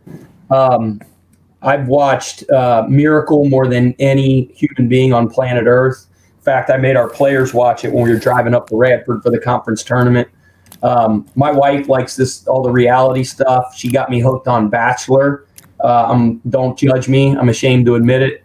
So we'll be binge watching a lot of those type things after the kids go to bed at night. But if you got any recommendations, throw one my way. Well, I'll definitely text you, Pat, if I do get a recommendation. But as you move forward right now into uncharted territory, I know you've been through a lot in your career. How, as a coach of a program that now has been a perennial mid-major threat to go to the NCAA tournament each and every year, prepare for something where you really don't have a guide map? Man, that's a deep question. Like I said, I think all of us coaches like to have answers. We love control. We love being able to stand up and say, this is what we're going to do. And I think all of us are a little bit at a loss right now. I think keeping perspective, keeping our sense of humor, as Jay Billis has said, I think that's a really wise bit of advice. Keeping in contact, utilizing technology to stay in touch with, our players and the people that we work with on a daily basis, but then really taking this opportunity that maybe we'll look back on this in 5-10 years, and obviously we'll get through the scary parts and the concerning things in terms of everybody's health. But maybe we'll look back on it in 5-10 years and say, you know what, that was a scary time, but how cool was that we really got to unplug from the craziness of the world, the million miles an hour and all the directions that we go in, and really just get back to really connecting as a family too. So that's the way I'm looking at it. My wife might think differently because she's probably sick and tired of me already. But no, it's it'll be good. Well, Pat, appreciate a couple minutes. Know obviously that you've got a lot of things going on to make sure your team, your program, and your family is safe. Congratulations on an outstanding season. And again, most of all, stay safe. Appreciate it, man. I really respect how hard you work, the way you keep in contact with coaches throughout the year. I kind of like it too. I get to see you when you go off camera here, and I can see you eating your Cheetos or whatever that is. So I caught you. This is sweet potato fries right here. It's a vice, I admit it, but it feels a little healthier than something deep fried. That's the breakfast of champions right there. I like it, Pat. Stay safe. Thanks for a couple minutes, my friend. All right, thank you. You guys, Winthrop head coach Pat Kelsey joining us here. Winners of the Big South. Won a game against St. Mary's this year. Not an easy thing to do. And winning a game at St. Mary's is something some people never do. I don't know if St. Winthrop would have won a game in the NCAA tournament this year, but they were obviously a team that was exceptionally built to be a nuisance to play against. And one team that was a nuisance to play against for everybody in college basketball this year was the Baylor Bears. Baylor would have been in number one seed in the NCAA tournament, and the head coach of Baylor is Scott Drew, and he joins us right now from Waco, Texas. And Coach, how would you describe what it's been like to endure what you've endured over the last week? Well, definitely it was a whirlwind within that first 24 hours, going from playing in a conference tournament championship to not playing an NCAA tournament. But one thing I know about our young people, and that is they're very resilient. And when we had our final team meeting, and it looks like you're doing well, eating right there, healthy food. But when we're at the end of the year, once you lose your last game, it's always emotional. You want to thank the seniors and what they've done. And right away, one of our seniors, Obim, stopped us and said, "Hey, Coach, we've been blessed all year. We had a 23-game winning streak. We were ranked number 1 for 5 weeks in a row, the longest since Kentucky. We won 15 conference games." He's going on. And I says, "Let's just be happy." And all of a sudden, right away, it got everybody feeling good about what we were able to accomplish this year, even though it stopped short. Well, Scott, you and I had a lot of talks throughout the season, and we talked about this team compared to the teams in 2010 and 2012 that went to the Elite Eight and lost in a regional final. Now that you coach this team about 30 games, was this your best chance to go to a Final Four? Well, definitely our best chance to go to a Final Four from the standpoint you were probably going to get a number 1 seed. And then with that, this group had been consistent all year long. And everybody always says, and you listen to the experts, you win in March when you have great guard play. And we had exceptional guard play. So definitely liked our chances and opportunity going into the tournament. You know, Scott, I know you and your family personally have dealt with a number of battles over the past couple of years. How have those battles helped prepare you for a situation like this when you're not just teaching your kids, obviously, about the disappointment that comes with basketball? Hey, David. The disappointment that's happening with life. David. Coach, you hear us? Sorry, I lost you guys. No, David okay. K. Coach, you're still here. Keep going, man. We froze or I lost him. No, Coach, you're still here. Keep going, man. You're okay. Well, they just shut it off. And we are going to keep moving here. Scott Drew, obviously, somebody who did a sensational job this year at Baylor, one of the candidates for National Coach of the Year. Baylor, again, as he mentioned, a 1 seed projection-wise in the NCAA tournament. Baylor, again, went to the Elite Eight in 2010 and 2012 with Scott Drew. And this year, again, was, in my opinion, a for sure second weekend team, a team that would have been in position to get to a Final Four. Also, before all this coronavirus situation, Baylor would have been set up to play in Houston in the Sweet 16 in the Elite Eight. It was the same draw they had in 2010 when, remember, they lost that unbelievable game to Duke. Very competitive game in the Elite Eight. And Scott, welcome back here. I just wanted to ask you, I know you and your family have battled through a lot of personal things over the past couple of years. How much did going through those battles help you convey to your team that the disappointment that they went through this past week was about basketball and not life? Absolutely. At the end of the day, sports is a great life teacher. And what it does is it prepares young people to face, you're going to have adversity, you're going to have success. We always say in our team, control what you can control. And then with that, how can we make the situation better? And I know with our staff and our team, whatever we can do to help with the virus and bring awareness and help stop the spread and save lives, we want to do that because we're on Team America, and we want to help in any way we can. Well, Scott, another thing I want to ask you, you have a nucleus of players that's older, very experienced, and there's a good chance that Baylor could be in a scenario where it could bring, with the exception of Freddie Gillespie, the majority of its team back next season. Are you anticipating that Baylor will return essentially everybody of significance for 2021? Well, I think this team really got along. They really liked one another. And at the end of the day, the goal was to get to Atlanta, and the goal was to win a national championship. And unfortunately, without having an opportunity to achieve that, I know a lot of the players are still committed to that. So I think right now with the NBA process, we're in a wait and see holding pattern to, are they going to have workouts? Is there going to be testing the waters? What exactly is going to transpire? But I know we're excited about the possibility of everybody coming back next year and finishing what we started. Well, Scott, final thing. We know that obviously idle time in March is something new for basketball coaches. Even April would be obviously new for basketball coaches. What movies do you have on the docket to fill the time here over the next week? Well, like most coaches right now, we're just trying to make sure all our players are situated and taken care of because things have changed and moved so quickly. I'm sure a number of coaches have players still on their campus and making sure they have places to eat, making sure they have the resources they need. And as campuses are all switching to online, making sure we're set up to be able to help them adjust to that, to make sure we keep everybody eligible for next year. But once that's done, my wife's got a honey-do list that's pretty long. So I'm hoping this virus clears up sooner rather than later. Otherwise, it's not going to be a fun couple weeks for me. All right. Well, Scott, we appreciate, obviously, a couple minutes, know how busy you are. Stay safe out there. And again, most of all, congratulations on a great season. Well, thank you, and thanks for all that you guys do for college basketball. Appreciate you. You got it. That's that's Baylor head coach Scott Drew, one of the top coaches in college basketball, National Coach of the Year. Another player that wore green just like Baylor and had a heck of a year was Oregon's Peyton Pritchard. Let's throw it back to an old talk we had with him earlier this season here on Stuffed.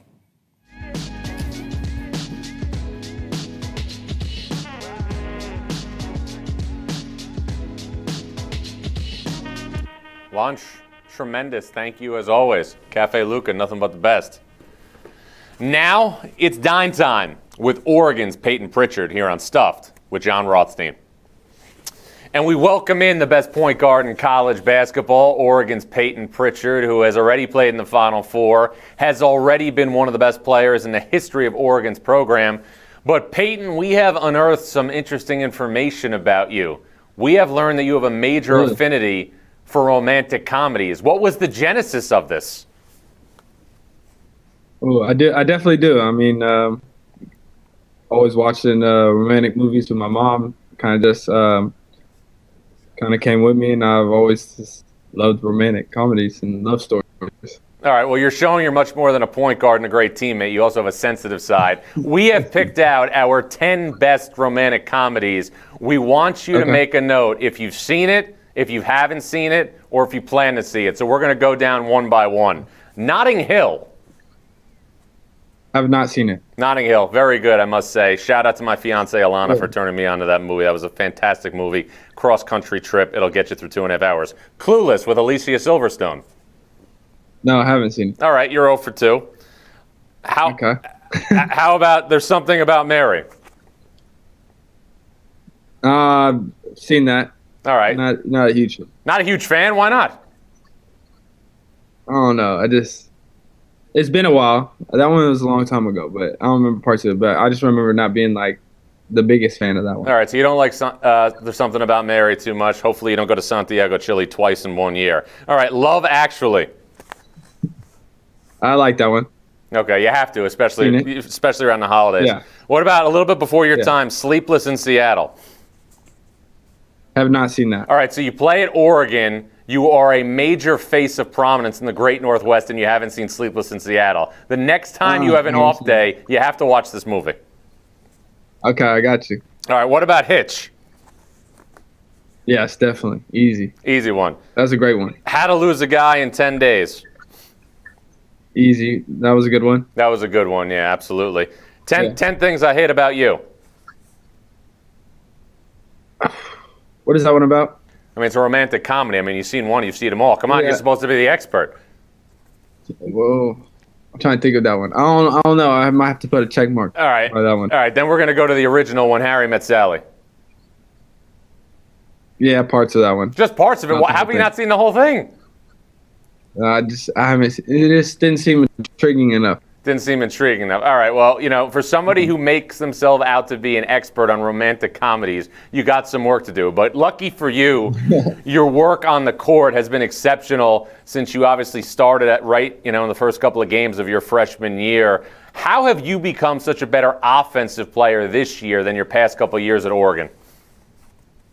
I think my game has developed more and more, but kind of I think the confidence that coach has had me and the opportunity he's given me to just do what I'm capable of and kind of run this offense and score baskets and make plays for my teammates. And I just kind of grown into more of a bigger role over each year. Well, anybody who scores points at a high level and plays for 4 years is going to score a number of points at a program like Oregon that plays at the pace that you play at. You still have a chance right now to potentially, if you play deep into the NCAA tournament, to hit the 2,000-point mark in your career. You're already on the Mount Rushmore of Oregon basketball when you think about your 4-year career. What would it mean to you to potentially score 2,000 points in your career? I think that'd be a great accolade to have, and just kind of reaching that. I don't even know where I'm at right now, but I think more about winning and making it far with me more, even if I scored here on out 7 points a game. But if we're winning and doing what it takes to win, then that's ultimately what's more important to me. Well, obviously great players value winning over individual production, and you have obviously reiterated that by your statements right there. Your team has struggled away from Eugene the past couple weeks. You lost games at Stanford and at Oregon State. How does Oregon over the last month of the season become a better basketball team away from home? We got to regroup. Obviously, we have to get healthy and get everybody on the same page. That's been a problem. We've had a lot of little injuries. We've been limited with our bigs, and then a lot of our guards like Chris and Will were hurt last game. So just getting everybody healthy will definitely make a big difference. And then just obviously getting on the same page of like knowing what we're running, people knowing their roles and what it's going to take to win. And I think that's why Coach Holtmann's always won in March and gone on to do great, is because he gets people to buy in and understand what it's going to take. And by this time of the year, it's not about individual, it's about the team aspect and what each and everybody can do to help the team win. Well, he won a lot in March last year, and obviously in 2017 as well. You were on that team that went to the Final Four and came awfully close to beating North Carolina. The Tar Heels got a late offensive rebound late in the game to seal it. As a competitor, as somebody who wants to obviously achieve the ultimate goals in sport, how much do you think back to that game? I think about it a lot. You're talking about the North Carolina game still, right? Mm-hmm. Just how close we are, and you know, Coach mentions it a lot. Just the little details of the game, and obviously a boxing out moment, and that we wish we could have back. But I guess from that moment, you just kind of learn from it, and just each possession in the game means so much, and it can dictate a win or a loss. So just from that big moment, we kind of just took that and learned from it. Well, you mentioned details. Details are obviously going to play a major role in your next game at home against Colorado, one of the top teams in the Pac-12. Your impressions of the Buffaloes as they get set to visit Eugene coming up here later in the week? They're a tough team. I mean, they got good guards and obviously good bigs with Tyler Bay inside. So, but for us, I mean, we're looking forward to this matchup and just competing. They're a game ahead of us, so we got them here at home and just ready to get after it. Well, you always seem to get after it when the game is on the line. You've made big shots throughout your career. You hit a number of them in a win a couple of weeks ago at Washington. And after you knocked down a long-distance shot, you pointed to your chest and you screamed, "This is my city." What prompted that?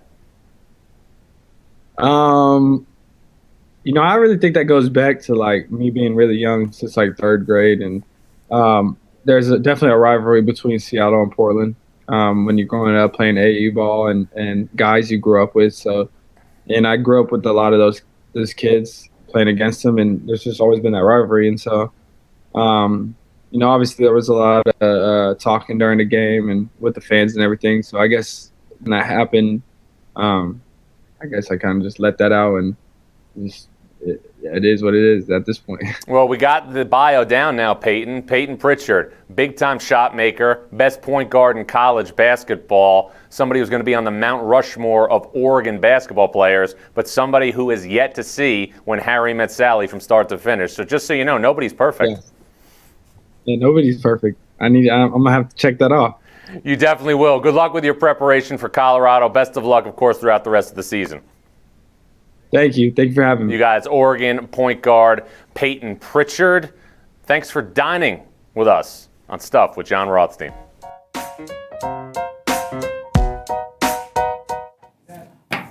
All right. Thank you, Peyton Pritchard, obviously, for joining us here on Stuff as we commemorate the 1920 college basketball season. Now let's bring in somebody who again won the Atlantic Sun 1 year after winning an NCAA tournament game against Mississippi State. The head coach of Liberty is Richie McKay. And, Coach, how would you describe right now what you've had to endure with your team over the past week? JR, first of all, thanks for having me on, man. You're amazing. Like you should get an award for doing this, because you've been going nonstop since 1 o'clock. So hats off to you. And I hope your snacks have been filled up to buy. Hello. After we got the news, I guess it was Thursday, it was obviously a little disappointing. Hello. We worked so hard. We lost to Virginia Tech. Can anyone hear me? Round of 32 to go to the Sweet 16 last year. And a potential matchup with Duke. So we had legitimately worked 360 days to get back here. It was obviously disappointing. Well, you know, Coach, we weren't able to. Go ahead. No, you had told me in a conversation we had a couple of weeks ago that A lot of players on your team had a hard time earlier this year dealing with the death of Kobe Bryant, and you took a couple of days off from basketball just to kind of cope with that. How obviously did that experience help you with the perspective you needed to endure something like you're dealing with right now? Yeah, great question. You know, for me, I'm older. You're not in my age group yet, but my heroes were different. But for our guys, that demographic, Kobe Bryant is someone that they looked up to, try to emulate, and his passing was really obviously tragic. He and the others that were on the helicopter. But I think coming off of 2 losses, and those were our first consecutive losses in 2 years, our guys, it was a recentering for our guys. We just regained perspective. We had a local pastor come in, talk to our guys about some of the things that were important to us and should be to them. And I think from that point on, we legitimately only lost 1 time in the next month. So I think it was a blessing that allowed our guys to maybe reshape their perspective. Well, you had told me also earlier in the season that, it got to the point where you found that you and your team had to find a greater goal than just winning basketball games. When you think about that, applying that to what we're dealing with right now, what was the message you gave your team when you did tell them that they wouldn't be playing any more games this year? Yeah, I think, John, for us, we're at a faith-based institution. Our mission is to train champions for Christ. And we really have tried to build a family that seeks after being a part of something that's bigger than ourselves. And although we're nowhere near perfect, I do think the pursuit of that is something that is really important to who we are as a university and who we are as a program.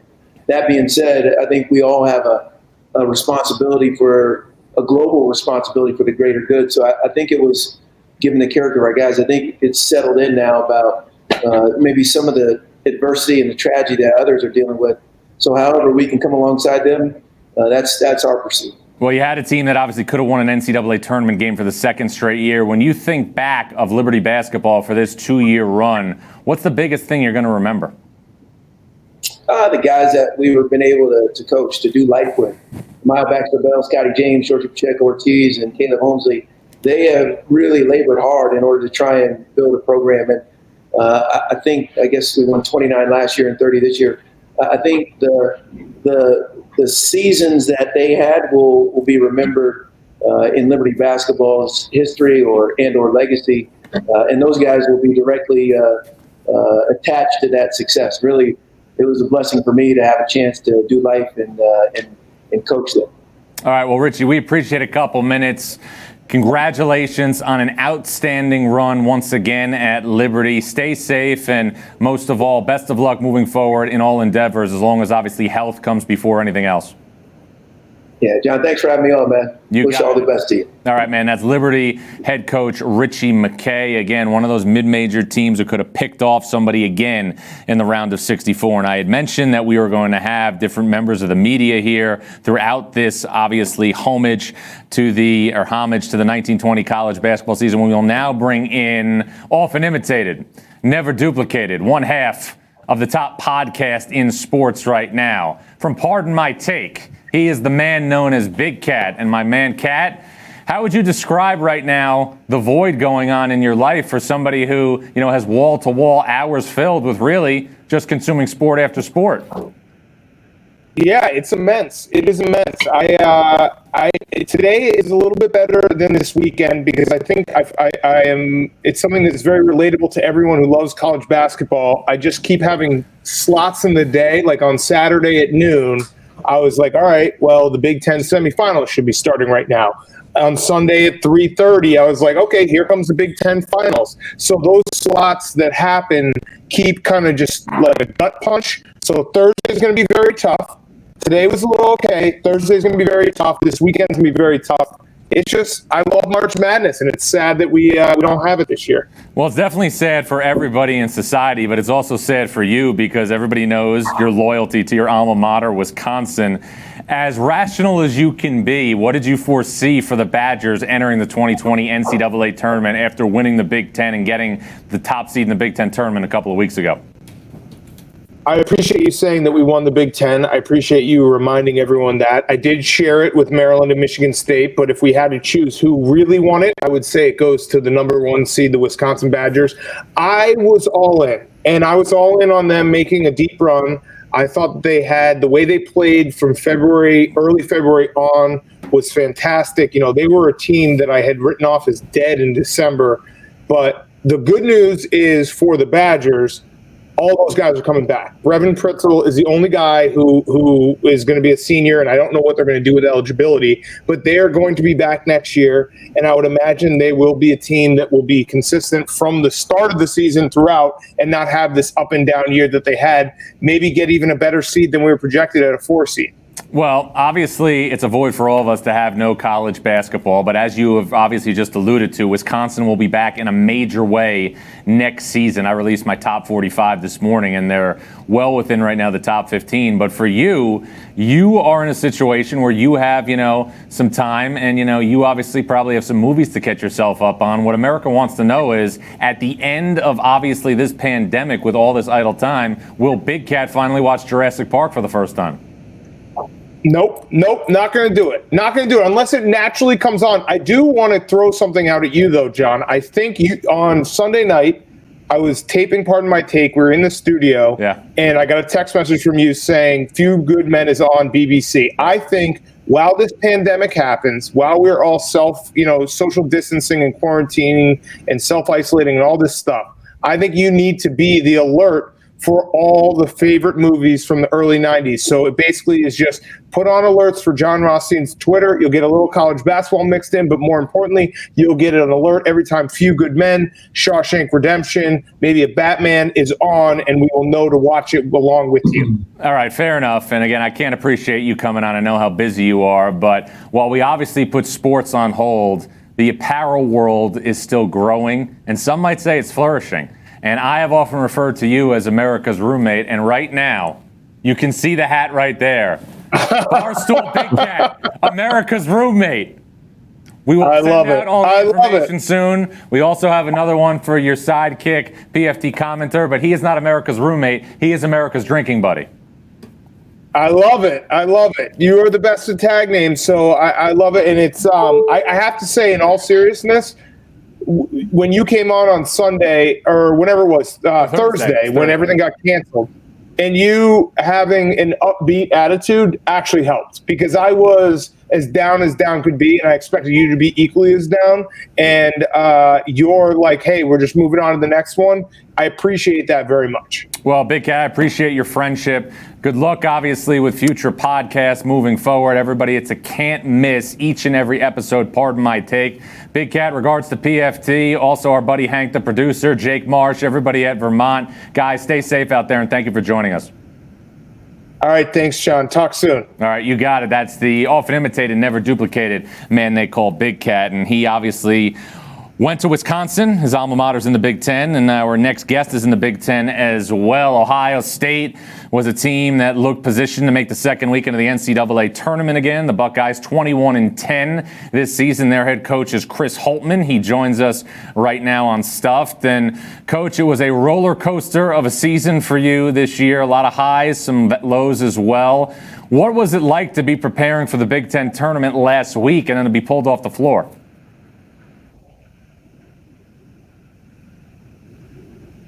We're kind of going minute by minute, hour by hour, John. And, but you were preparing as if you were going to play. I think everything changed when the NBA suspended their season, John. And I think at that point, we all had the sense that there may not be any more college basketball.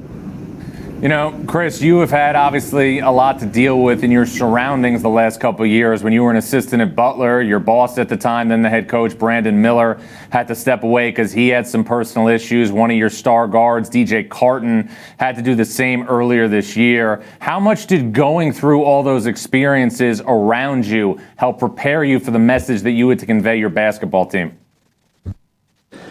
They're different, John, because I think obviously those are very serious health situations. And obviously this is kind of a global health situation. But I think the hardest thing, my first call was we have one senior, Andre Wesson. We obviously have other guys that could professionalize. We had one senior, Andre Wesson, and that was my first call to him because we had won 9 of our last 12.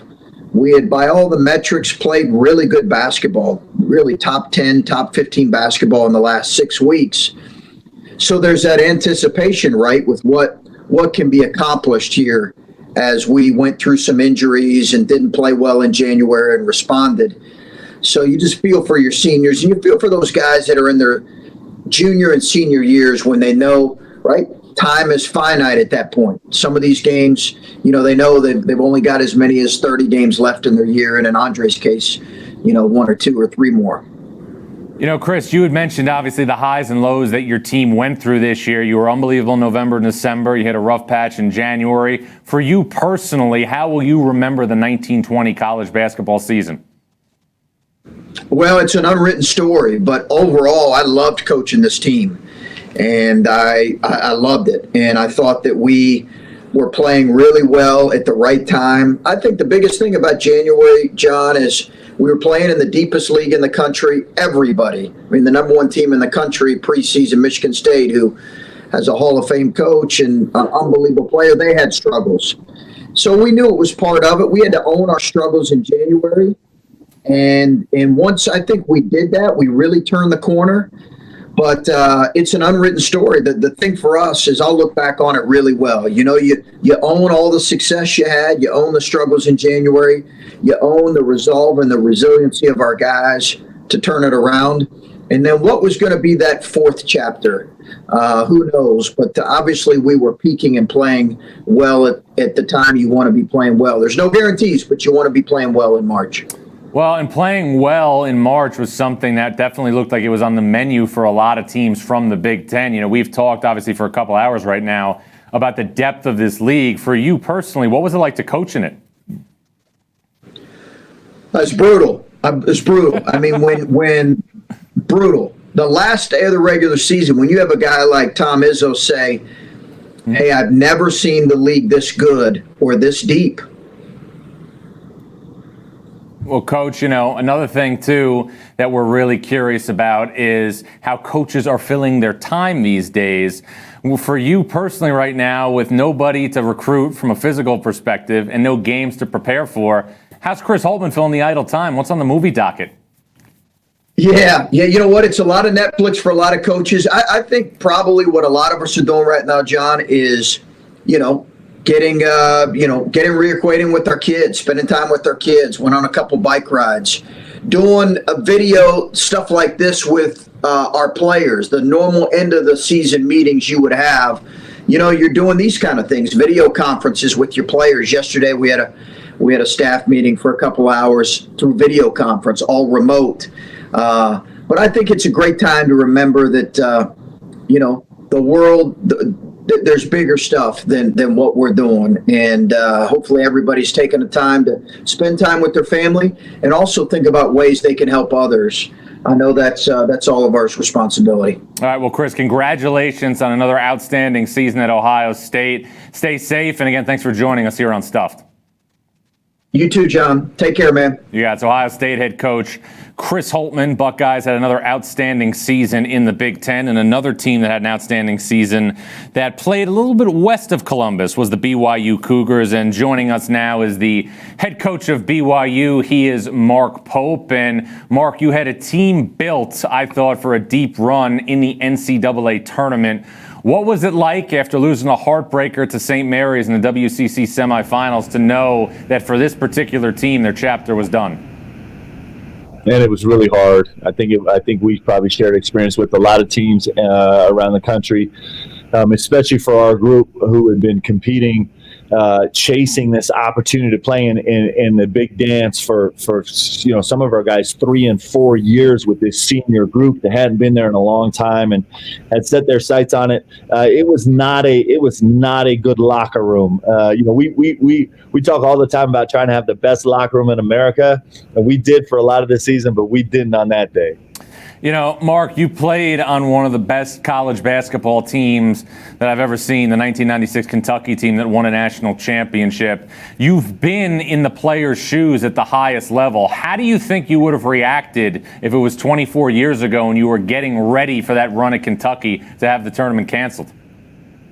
I think we do. You know, I think it literally is. You go through the 5 stages of grief, right? I mean, you do. You're like, this can't be true, and then you get angry, and then you try and do some bargaining, and it just is. You know, listen. In the context of what's going on in the world, it certainly doesn't seem that important. But for these young men who have literally dedicated kind of every moment of their lives in the pursuit of this opportunity. And for our guys who've overcome so many difficulties to get there, and they finally get it, they finally earn it. And then it's just through no fault of anybody. It's just taken away because of circumstance. It's just tough to swallow, but you know, this is what athletes do. I mean, they'll raise up and find ways to make it into a positive and do great things with it. But in the moment, man, it was really tough. Well, it's definitely really tough. And I think, you know, your team was so unique in terms of how it was built together. You had a point guard in TJ Hawes who was older because he had done a mission. You had Jake Toulson, who was a grad transfer who was coming to BYU for 1 year. And then you had Yoli Childs, who was as dominant a post player as we had in college basketball, who was thought to be going to the NBA. He came back and he really just tore up the sport the last couple of months of the season. Do all those things make it harder? I think that the thing that makes it hardest is these guys don't get another chance, right? They had fallen short, you know, in their first 3 years at BYU, and then they finally earn it, right? And then they don't get a chance to run in it. And so I think that's the thing that makes it toughest. But the thing that makes it a little bit easier for us is we had a season full of these incredibly epic moments that a lot of college basketball players never get in their whole career. And our guys stuffed them all into one season. You know, winning at Houston and the unbelievable success we had at Maui, and the huge win streak to finish the season, including the senior night at our place against Gonzaga, which was one of the I'm telling everyone in the world it was the most epic senior night that ever has taken place in college basketball. A bunch of game-winning shots. We were really blessed. You know, this basketball season's been a real blessing to us. We've been, you know, really fortunate, and so we don't get to enjoy the postseason run, but we sure were blessed during the regular season. Well, Mark, you've done a great job, obviously, taking BYU to high heights right now in your first year in Provo. How do you sustain it? That's a great question. We got to recruit really hard, which we actually have some extra time to do now.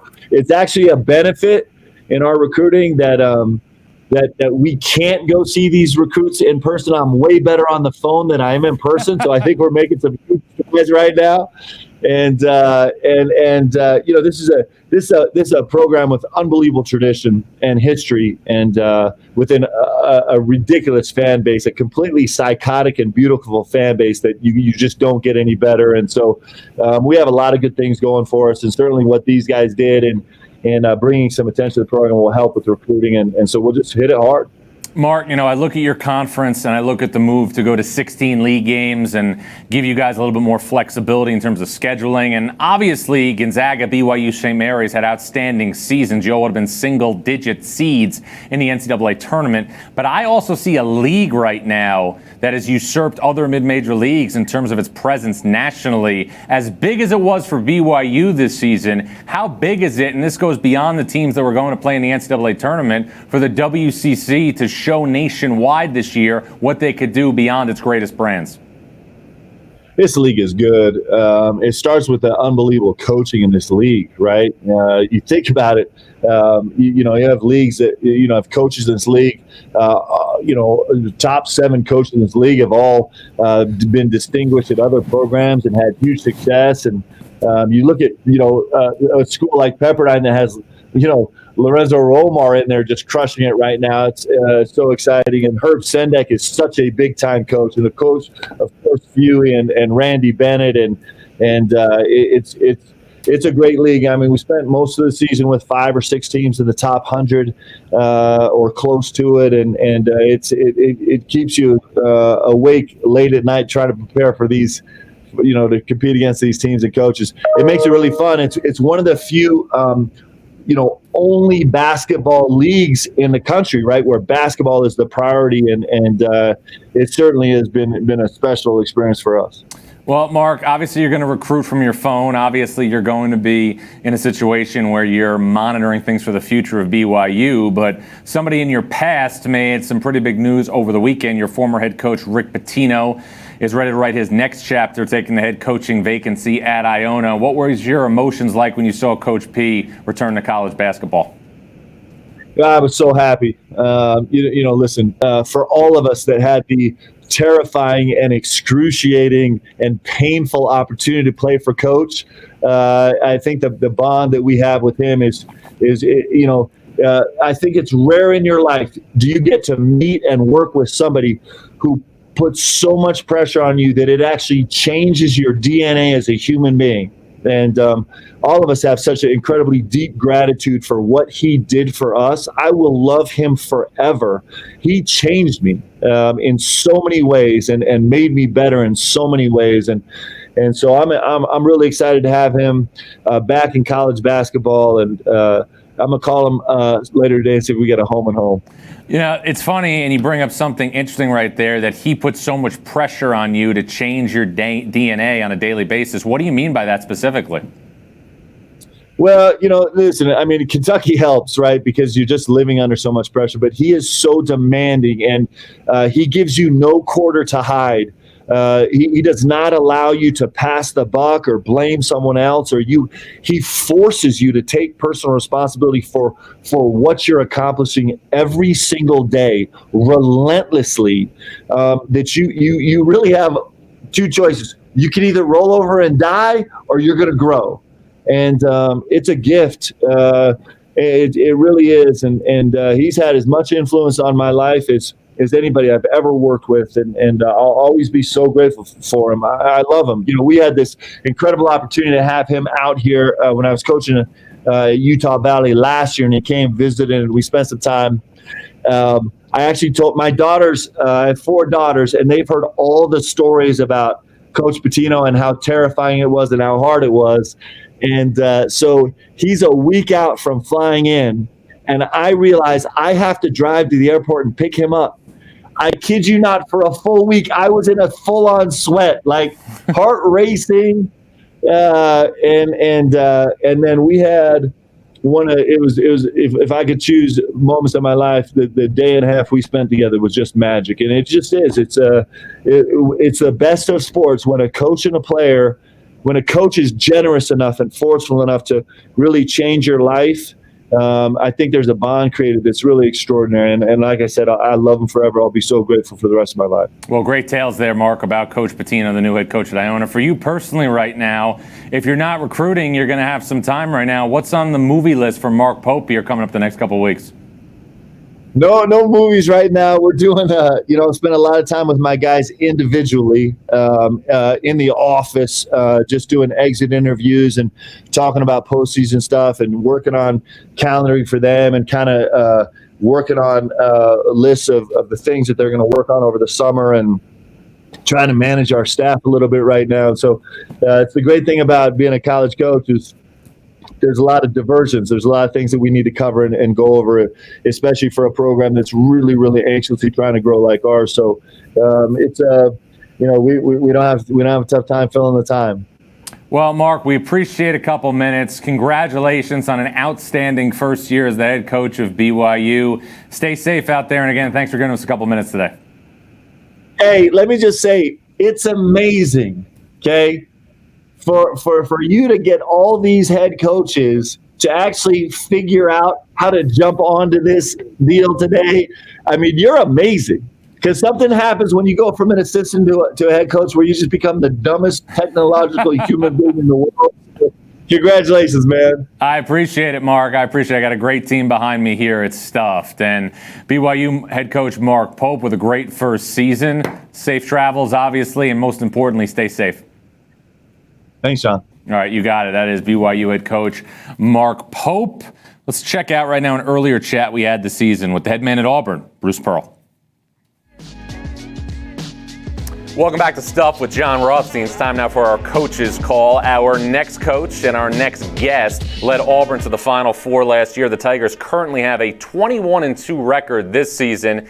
He is Bruce Pearl. But, Coach, before we get to basketball, we have uncovered some real deep, intricate things about you personally, and it's been ignored by the national media for years. Is it true that you really order chicken parm and don't eat the cheese? Is it true that I did what? That you eat chicken parm and you don't eat it with cheese?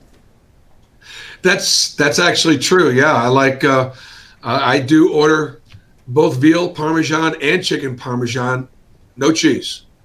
Well, we're going to get to that in a second, but in addition to having no cheese, and we don't think that Bruce Pearl hates fun because obviously we've seen you on the sidelines, your perspiration during games has taken on a new life this season. It was extremely impressive in the overtime win a couple of weeks ago against Ole Miss. What have you done with the suit from that game?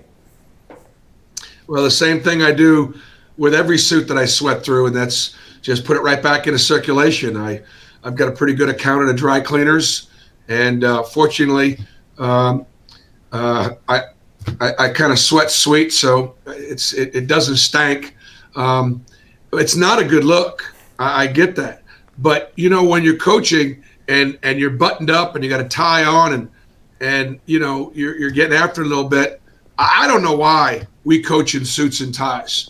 I'd much rather coach in a sweatsuit, a la George Raveling from back in the day, or like we do when we go to tournaments in the preseason, just slacks in a coaching shirt. But I'm not much of a trendsetter other than the fact that I do sweat through my suits. Well, the perspiration is obviously the downside, especially when you're doing it in formal attire. But I got to tell you, you are a marketing person. You have done a great job marketing your entire career. We saw that obviously at Tennessee, at Milwaukee, and now at Auburn. I got to think that Old Spice and Auburn are a marriage that's a destination for March. I mean, you got to pull some strings there, BP. Yeah, I don't know that there's many. I don't know that I could sell many products other than maybe just Auburn basketball, because my kids are worth the price of admission. They're worth watching because they play hard and they play together. Well, let's talk about your team right now, which is 21-2 after an epic overtime win against LSU on Saturday. The most impressive thing to me is the way your team is performing in close games. 7-0 in your last 7 overtime games. How does that happen? John, I really think it's about our depth and the fact that I try and play 9 guys. And we try not to have our best players, get into the high 30s in minutes, so that when we do get into overtime periods and they're asked to play 5 more, they got a little bit more in the tank than perhaps their opponent. I think that's probably number one. Number 2 would be having senior guards, having Samir Dowdy and Javon McCormick, who have kind of been there and done that, and then having a great player like Isaac Okoro, who just makes so many plays, with and without the ball. I think our team wants to make history, and we've respected opponents every single night. And I think that's the way to beat the people on your schedule you're supposed to beat. We spoke a couple weeks ago, and you told me that you don't think about going back to the Final Four because you knew with the state of college basketball this year that losses were coming. You had a couple of losses, and since then you've had some unbelievable wins in comeback fashion. What do you know about your team now that you didn't know maybe a month ago? Well, I think adversity, it reveals character. And I think we've been through enough adversity that our character's been revealed, and our kids can play through deficits and being down and, obviously not quit. Now, why are we getting down? What could we be doing on both ends of the floor? I know we haven't played our best basketball yet. I've said it all year long that the teams with the best records in our league can lose to the teams with the worst records in our league. That's not to say the best teams will lose to the worst teams, because I don't know which one they are. We're not as strong at the top. We're not as weak at the bottom. And obviously I think that's very much proved out. We have 8 games left in the SEC. We could win them all. We could lose every one of them. That's just how balanced the league is. Well, it's now two programs in the SEC, Tennessee and Auburn, that you have taken to the top in less than 2 decades. As you evaluate yourself, how has the rebuild that you've done at Auburn compared to the rebuild that you did at Tennessee? I think the formula is the same in the sense that nobody should expect more from than expect more from you than you expect from yourself. I think that cultures need to be changed. I think it's almost a culture of compliance, a culture of discipline. We play fast and we'll fly around a little bit, make some mistakes. But the trade-off is we're going to play hard. We're going to play together. We're going to have discipline off the floor. You have to point to 4 straight years of perfect APR. That's the academic performance rating, which is hard to achieve, to the discipline that carries on to training. And Auburn's a pretty cool place. We're a small college town, and the kids here grind. And so our players kind of plug into that, knowing that, we don't have any McDonald's All-Americans. We got to play against them every night. But we've got really good players that want to get better. And, you kind of put it all together. That's kind of what we did at Tennessee, and that's what we're doing here at Auburn. Well, no, both places. And great staff. John, let me just say this. Really good kids that want to be coached and great staff. I mean, I've had great coaching staffs, great fathers, great husbands, great men, great teachers, people that I want to surround, my kids with. And that's I think always been the case. Well, no, and that's obviously the mark of a successful program. So you've made Auburn basketball relevant. You eat chicken parmesan and you don't have cheese on it. You sweat through your suits. This sounds like a movie. If your life turned into a movie, who plays Bruce Pearl? Man, I would love Adam Sandler to play Bruce Pearl, but man, I'm not that funny. And but he would probably be my first choice. Final thing, and this is an important part of this show, as you know me, you've known me for a long time. Food is obviously always part of the equation. If Bruce Pearl could have one meal at one location, what would it be? Where would it be? John, that's really hard because I love ethnic foods. I love Chinese food. I love a wonderful, Jewish delicatessen. I love Italian food or Mexican food, except for the cheese. So I don't pass on many meals. I moan when I eat. That's how good it is. Well, BP, you moan when you eat. I'm sure you moan when you coach as well. We've seen it. You're schwitzing left and right in every game. Good luck with your preparation for everything this week, and look forward to staying connected as always along the way. John, it's great to get together with you, and I enjoy following you. I enjoy reading you, and I hope we see you later on in March. You got it. That's Auburn head coach Bruce Pearl. This is Stuffed with Jon Rothstein.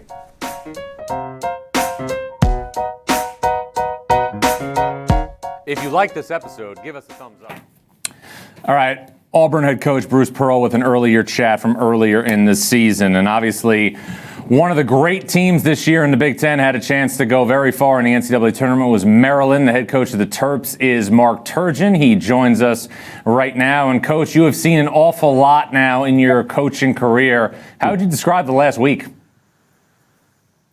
Yeah, it's crazy, John, what happened. And it just wasn't expected it to happen. No, I don't think anybody thought it was going to be this serious. And all of a sudden, here we are.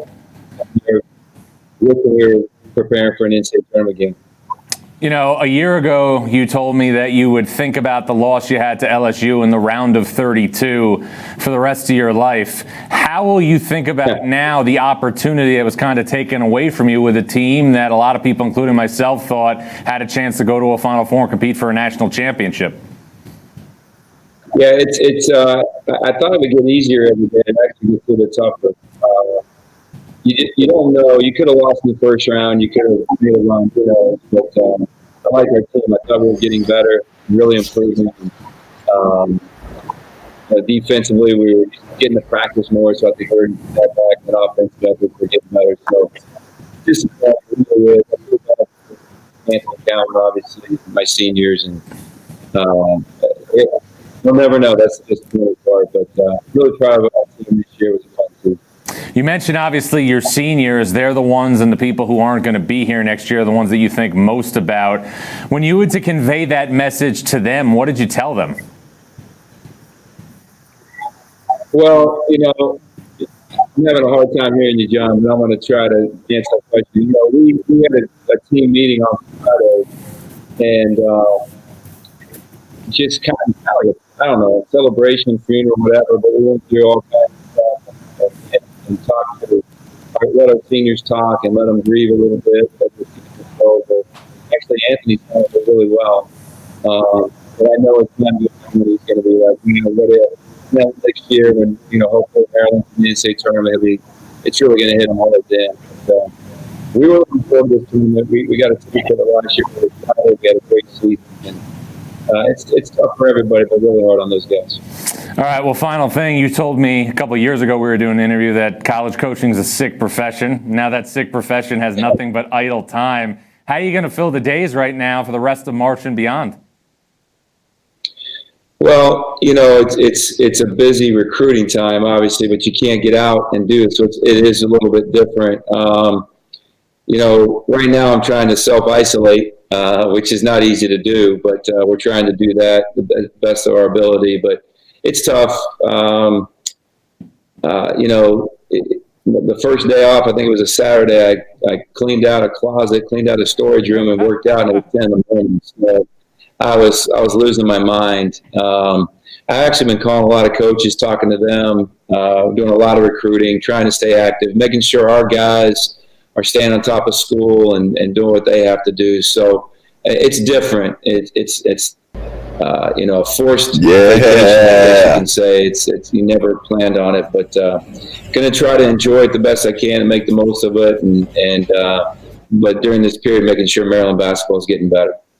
All right, well, Mark Turgeon, congratulations on an outstanding season, 24-7 before obviously playing a game in the Big Ten tournament. Again, congrats, and most importantly, stay safe out there. All right, thanks, John. Thanks for having me on. You got it. That's Maryland head coach Mark Turgeon, another one of those teams that had a real chance to go deep in the NCAA tournament and compete for a national championship. There were moments, especially late in the season, where Maryland looked like, other than Kansas with Devon Dotson, Udoka Azubuike, that the Terps had the best 1-2 punch in college basketball with Anthony Cowan and Jalen Smith. And I am big into obviously believing in things aligning for a certain reason.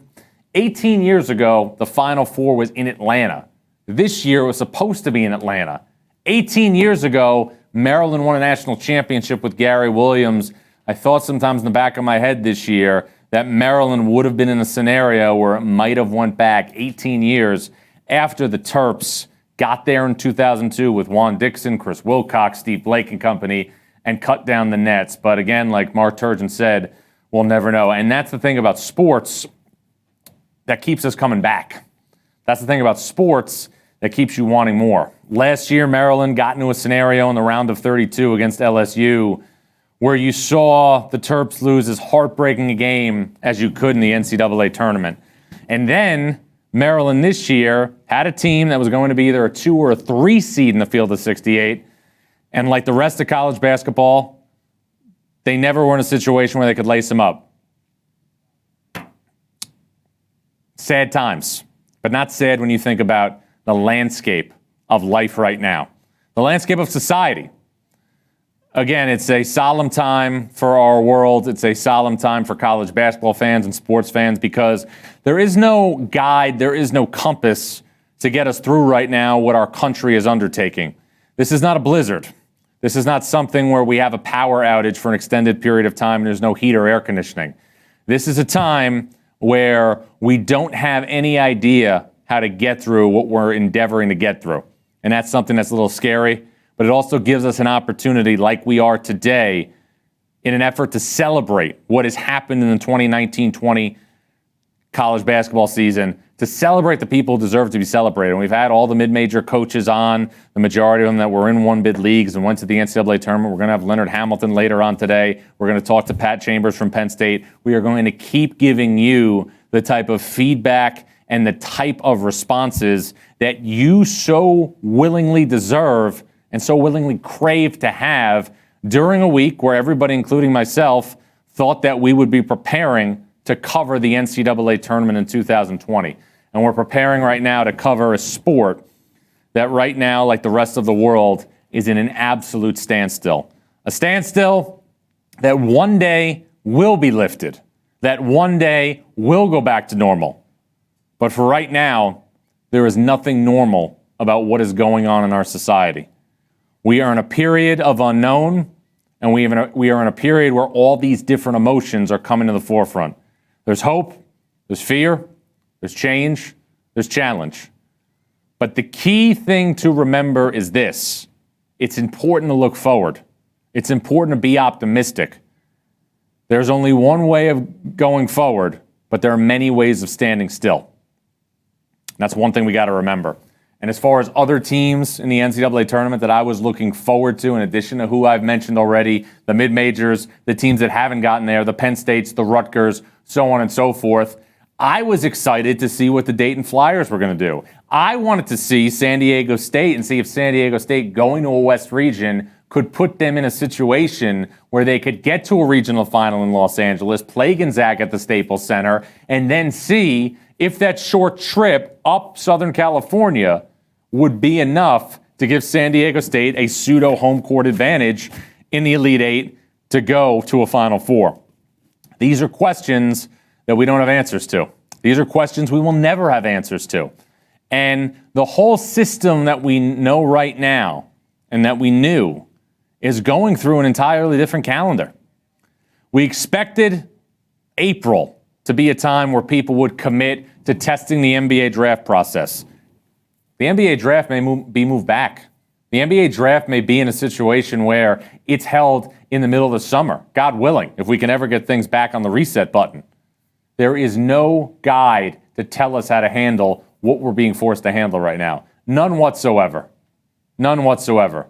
This is now simply about keeping society healthy, keeping society in a place where we can find a cure and a vaccine for this coronavirus, which has completely changed everything that's going on in society. And as I have teased throughout the show, we were going to be joined by several of my good friends in the media, and two of my good friends from the West Coast are Titus and Tate from obviously the world famous podcast. My man Tate Frazier right now is on the line getting ready to join us for Stuffed. And Tate, my question to you is, for somebody like me who is getting ready for the first four tonight in Dayton, how are you finding these blank pages now in the middle of March?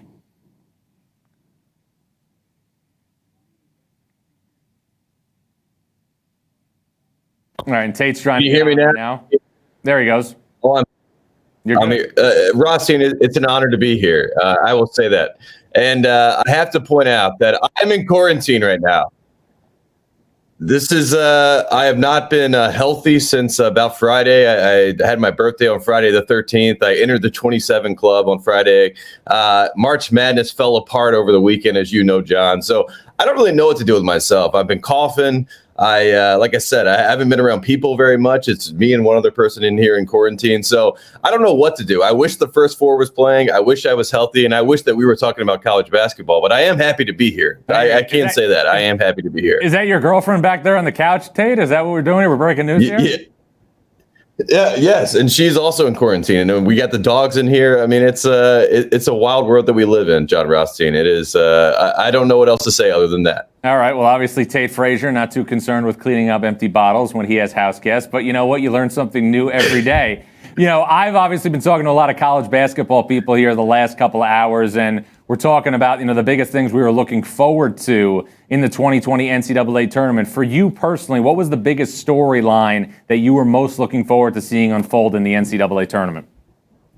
My biggest storyline, John, is pretty simple. I thought that Mark Pope, a.k.a. the Young Pope, and the BYU Cougars were destined to go to Atlanta. And I know that, you know, every team right now, they're going to give the spiel. Like I just heard you talking about Maryland. You're like, Maryland, the last time they won the national championship was in 2002, and it was in Atlanta. And they had the roster, you know, with Juan Dixon, Steve Blake, Chris Wilcox, Lonnie Baxter, all those guys. But to me, the BYU team, when they got Yoli Childs back, they had a little bit of a fire that was different than I had seen before with that BYU program. They had gone through the Maui Invitational. They had become a program that I think had a real shot at making some noise in the tournament. So for me, it was BYU just as a program, and then as a player, Obi Toppin and Dayton, right? I wanted to see what Obi Toppin could do with that team and make a real run with the Flyers. So those would be my two logical answers. And then my final answer would be Leonard Hamilton to the Final Four.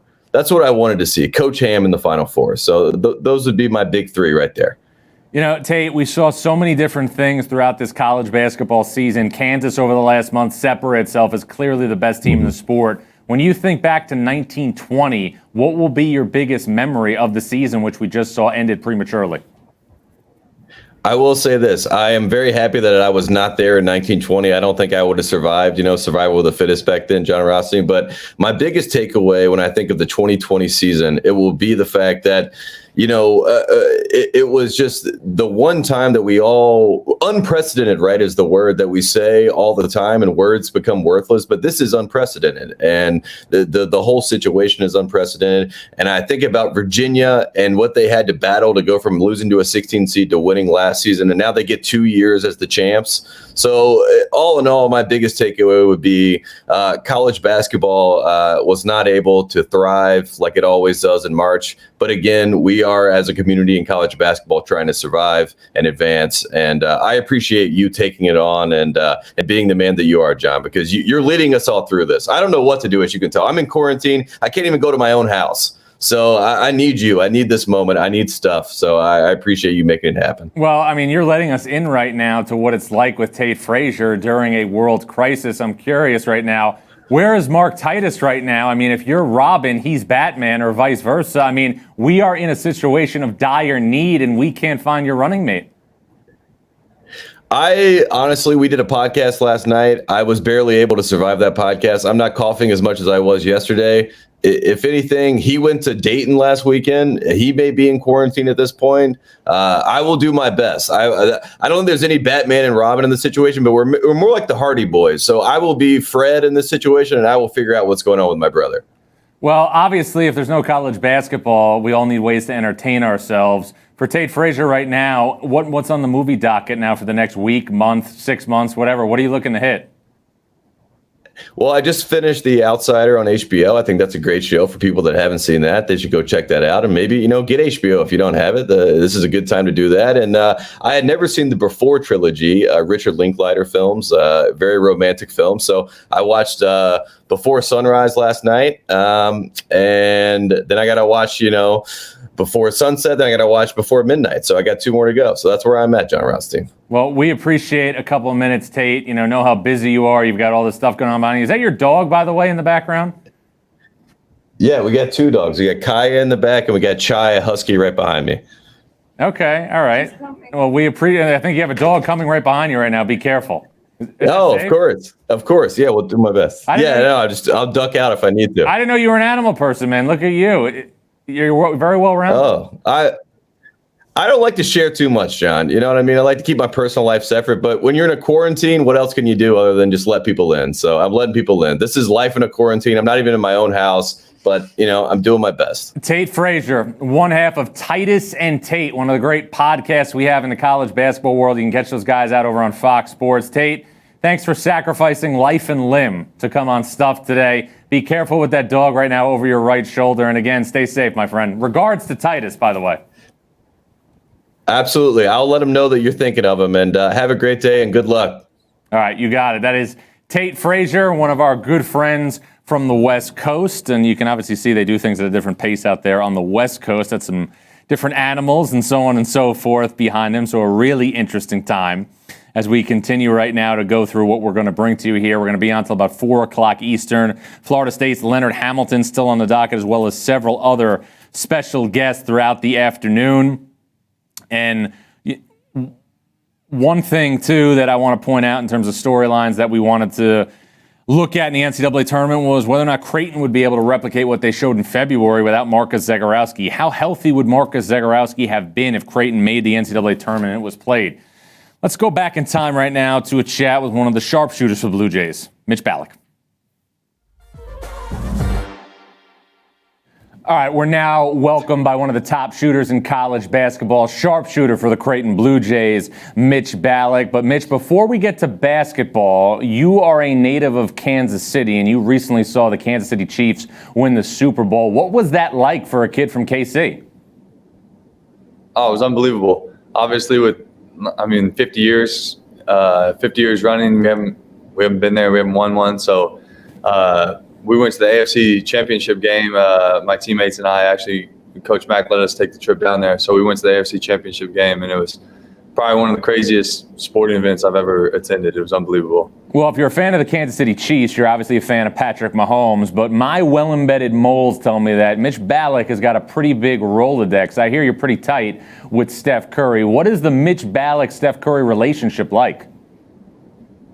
Honestly, I haven't talked to Steph in a few years. When I was coming up in high school, we had a good relationship. I kind of pick his brain and text him just about anything. He'd say, he gave me his number. If you need anything, let me know. And then I remember I was in Oklahoma City when he played the Thunder, and he left me, my friends and I, some tickets. And then he came to Kansas City for an exhibition game, and he left my family some tickets and hung around for 45 minutes after the game, just talking to us and just kind of talking about whatever. And I texted him about his family when he had his second kid, and he's just really open, really outgoing dude. But since then, I haven't talked to him in a couple years now. So just kind of leave him be and let him win, and do what he does. But you're obviously an aspiring basketball player. You're a star in the Big East. You're a double-digit scorer for a team that has a chance to go far in the NCAA tournament. What's the biggest thing you learned from being around Steph Curry that you've implemented into your own lifestyle as you aspire to continue to get better at basketball? Just the level of preparation. Everybody sees what he does off the court and on the court. Everybody sees him shooting 30-footers, and his skill set's just on a whole nother level.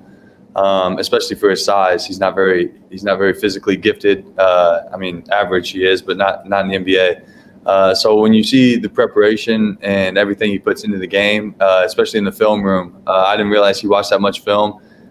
He understands how to get to his spots and what works on the defensive end and on the offensive end, and then he just keeps elevating his game with his trainers. So it's really cool just to see his everyday approach to everyday life, whether it's coming to breakfast, being on time to the gym, getting your work in, and just watching all those things. It was really cool just to see how a pro and a guy at that level, obviously one of the best guards in the game, just to see how he takes his approach to everyday life was just off the charts, and I learned a lot from that. Well, and part of any successful athlete or anybody in life is people who can move forward to the next task after not performing their best. Your team did not play its best on Sunday in a loss against St. John's. What was the dialogue like in Creighton's locker room after that defeat? After the game, games like that happen. You try to avoid them. But Coach Mack said something at the beginning of the year. He's like, a third of the games you play really well. A third of the games you don't play your best, but you got to figure out to win. And then a third of your games you have games like St. John's. But as long as you can figure out other ways when shots aren't falling and stuff like that to impact the game and win the game, then we try and do that. Obviously, St. John's was a tough one, and we fell. But the dialogue in the locker room was like, it doesn't kill us, like. In perspective, obviously, we wanted to win the game. We wanted to be in the driver's seat in the Big East, but we're still in a good position right now going forward into postseason play. Hopefully, we can finish these two games off the way we want, and kind of just a head-up mentality, like on to the next one. Learn from it and just take things from it. Don't completely push it under the rug, but learn a couple things and be better next time. So that's basically what the dialogue was. You mentioned Creighton head coach Greg McDermott, who has solidified himself over the last decade as one of the top offensive minds in our sports. What's the best thing for playing for him at Creighton? Yeah, I talk about him all the time on the offensive end. He's unbelievable. Playing for him, he's a really good players coach. Like if I have something to say and I see something, then I can go to him with it, and he has that trust in me and I have that trust in him that we can have that conversation mid-game or after the game or before the game, like, hey, I think this will work, and he'll implement that. Also, just the freestyle, free flow of offense. He allows us just to be basketball players. We're not robotic. We're not like running through plays in the system. We're all just kind of using our abilities to the best of our ability and playing off one another's strengths. And I think when we do that, we can we're at our best, and Coach Mack allows us a lot of freedom to do so. Well, you mentioned obviously that he's one of the great offensive coaches in the sport, and he gives you a lot of freedom. But for those things to work at a high level, you still need really good players. And in addition to yourself on Creighton's perimeter, you've got two terrific guards in Marcus Zagorowski and Tyshawn Alexander. Why has this trio been so in sync together this season? I would say the number one reason is just no one has their own agenda. Our agenda is for the betterment of the team and for the success of the team. No one really is going out there. No one has an ego. No one's going out there trying to get 20 points. It just happens in the flow of the offense. And when you have guys that are gifted offensively and have the ability to get to different spots and score from three levels like those two guys, it kind of opens up the floor for the rest of us. And when you have guys like that who are leaders and who are hunting shots and hunting scoring, then you can play off them well, and then our strengths come together, and it's really a thing of beauty when we're playing that way. And when you have guys like that, are leaders who play for one another, stuff like that it happens. It's fun to play. You mentioned a thing of beauty, Mitch, and that's an interesting term because you're a player I've noticed covering the last couple of years that can go 10 of 10 from 3 in one game, go 1 of 10 for 3 the next game, and you're not going to be inhibited taking your next shot. What allows Mitch Mihalick to play without a conscience each and every time he steps on the floor? I learned that probably my freshman year. I was up and down a lot my freshman year, and Marcus Foster did a really good job on the court and off the court, just kind of with that no conscience mentality. Like, always, the next shot's always going in, and I'd miss shots, and he'd just be like, shoot the next one. Like, he'd always put that confidence in me. And then on top of that, my coaching staff does an unbelievable job of just, like, Coach Mack, if it's a 30-footer and I'm open, like, he gets mad if I don't shoot it. And I was going through that my freshman year. If I wouldn't shoot open shots, he started taking me out. So then I was trying to figure out, like, I was trying to get to that confidence level and not hunting shots, but not taking bad shots, and find that fine line of taking good shots versus bad shots. So my coaching staff has done an unbelievable job. And then I have unbelievable support through my 3 years of guys on the court that I play with that just give you that confidence to shoot the ball. So I just keep doing it.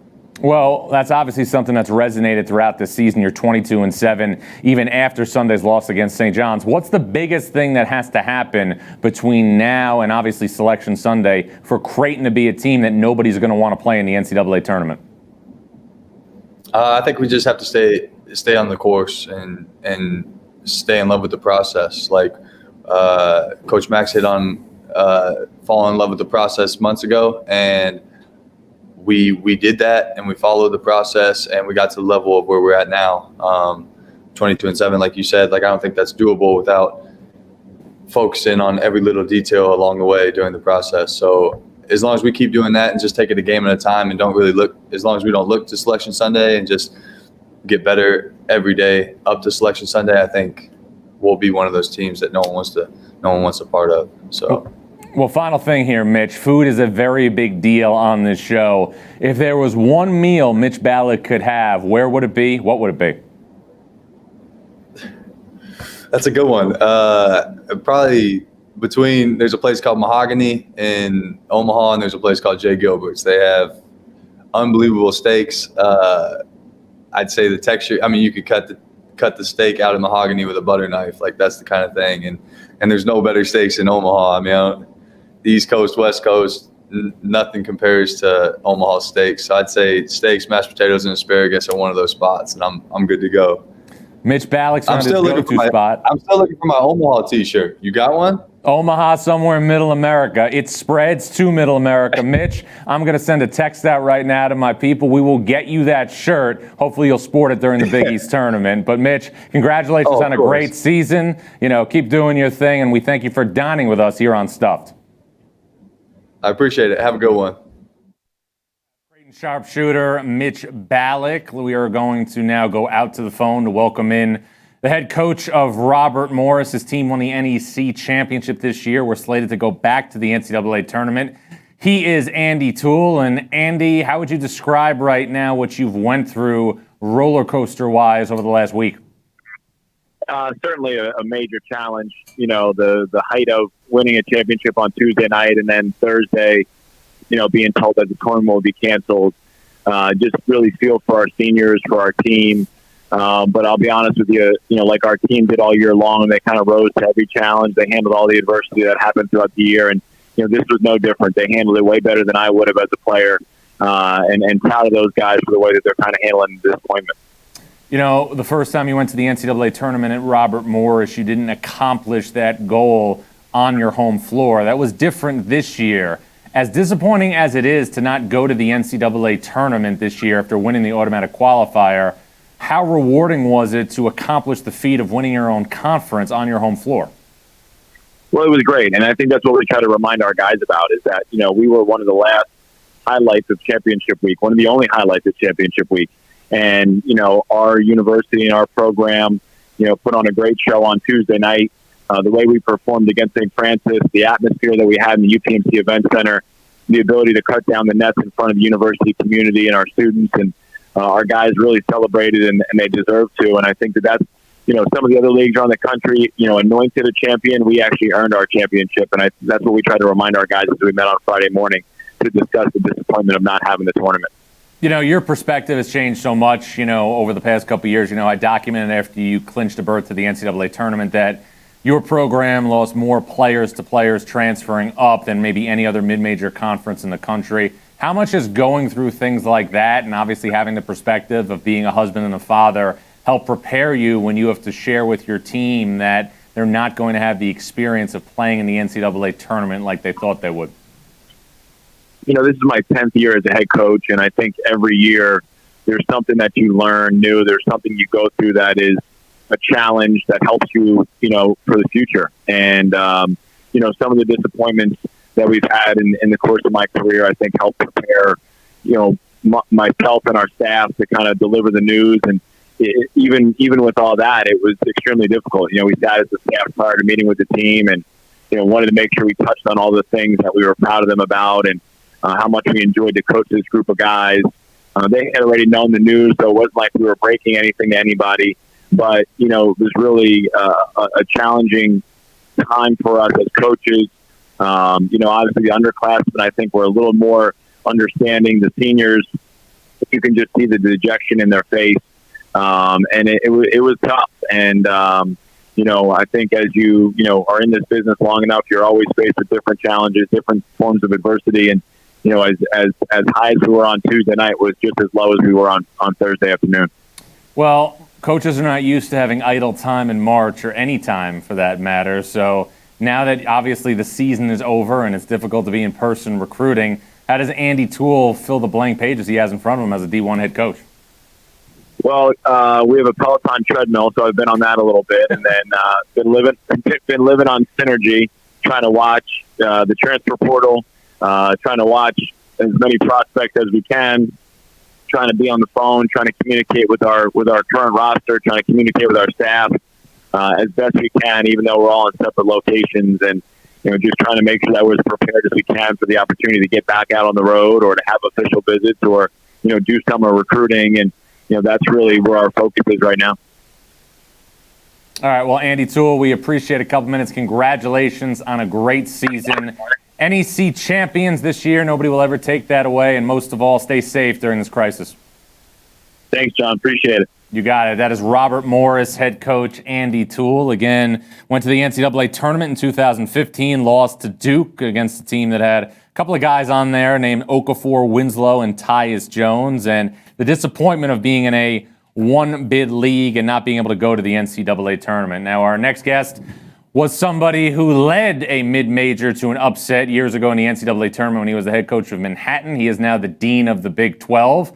He is Fran Fraschilla, a good friend of the show from ESPN. And Fran, you've seen just about everything in basketball during your career. How would you describe this? Oh, I don't think I've seen it. This is unprecedented, John. What we're dealing with right now is something that I have never been a part of. I mean, who would ever think that you'd wake up on a Tuesday morning, a couple days before the NCAA tournament? Actually, it'd be starting tonight, right? First four in Dayton, and there would be no basketball. So it's strange. It's surreal. Keeping myself busy. I just watched Creighton Villanova with my son Matt, who's home here in Dallas. He's giving me the breakdown on why Villanova couldn't score against Creighton in Wells Fargo. We're having father-son time, but man, this is really strange. You know, you were in Kansas City last week when teams were pulled off the floor at the Big 12 tournament. How would you describe that scene as an eyewitness in the arena? You know, I talked to a number of people at various tournaments that were being held at the same time, Big Ten, ACC, and the word is similar. It was surreal. You know, it all changed, John, the night before when Rudy Gobert announced that he had coronavirus. When that happened, that was the tipping point for, I think, not only what happened in college basketball in the next 12 hours, but what happened in the sports landscape.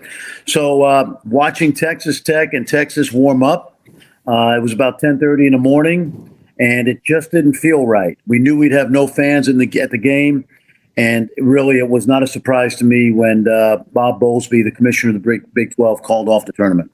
Well, we knew about Kansas and Baylor throughout the season as being teams that could go deep into the NCAA tournament. Aside from those two, what did you expect from the conference if the NCAA tournament had been played? Well, I thought Texas Tech would be a dangerous team if they got in. They had hit a bump at the end of the year because they played the toughest part of their schedule. But this was, I would say, although the league finished number 2 in the Ken Palm rankings among conferences, I think most people who observe the Big 12 would feel it was a down year somewhat. Obviously, Kansas and Baylor were going to be number 1 seeds. There were some good teams in the middle, like West Virginia Tech, Oklahoma particularly. Texas came on late. But I don't think there was any great anticipation that outside of the top 2 teams that the Big 12 would do serious damage. Having said that, 6 of the top 24 recruiting classes in college basketball come into this league, and next year I think the Big 12 will be right back to where it is, considered arguably among the 1 or 2 best leagues in the country. You know, Fran, you've been at this for a long time. You've been cemented in the Big 12 for a long time. We saw in the last month of the season one of the more unique roller coaster rides that happened in the sport all season long with what happened at Texas. How do you explain the Longhorns going from a really low point at West Virginia to turning their season around to then having a very bad loss, obviously, in Austin to cap off the regular season? Yeah, well, I think if you're a Texas fan, you got to look at the big picture, and the big picture was that it was a season of ups and downs, but I got to give them credit, Shaka Smart and that team, to win 5 in a row in the league, couple on the road late in the year. Before the blip at the end of the year at home against Oklahoma State says a lot about them. I think what happened was a couple of things, and you and I have talked about this. The emergence of Andrew Jones, a McDonald's All-American. I think their 19th McDonald's All-American at Texas. He came on last third of the year, played like an All-American, will be very good next year. Great role players, Kai Jones, a freshman, Brock Cunningham, a freshman. Those guys infuse some energy into this roster that I think is going to help them going forward. Fran, you know, you have also, in addition to your work in the Big 12, been cemented in ESPN's NBA draft coverage, and you've done a number of work over the years at the Combine, and you also own the international beat for a long time. We are seeing a shift in the calendar right now, not just in college basketball, but also in the draft process.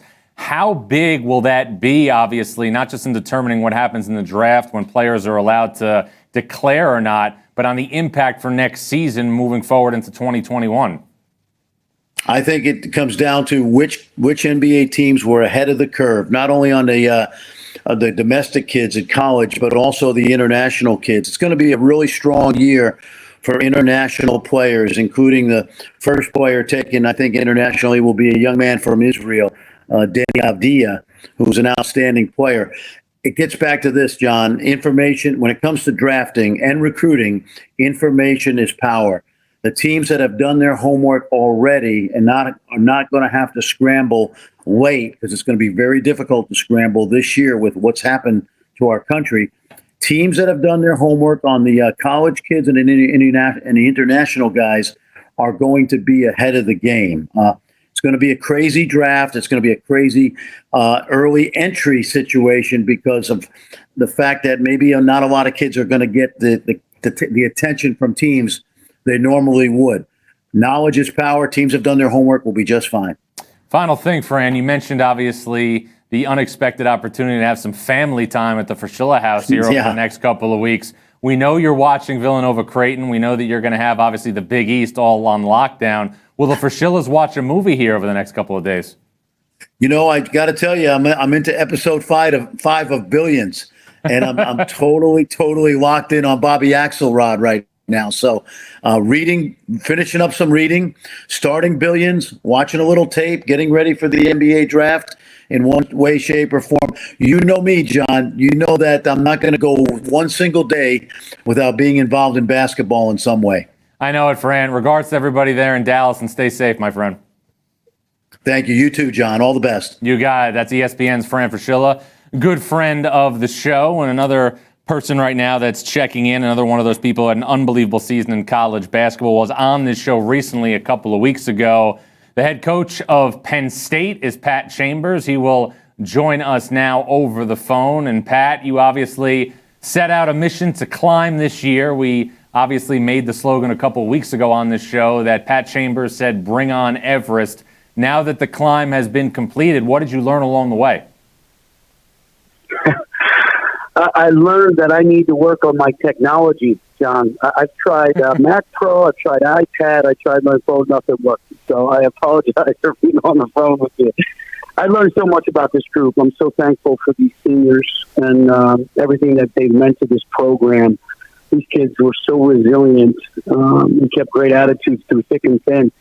And choosing us and to stay with us, to take the path of or blaze a new trail was just incredible.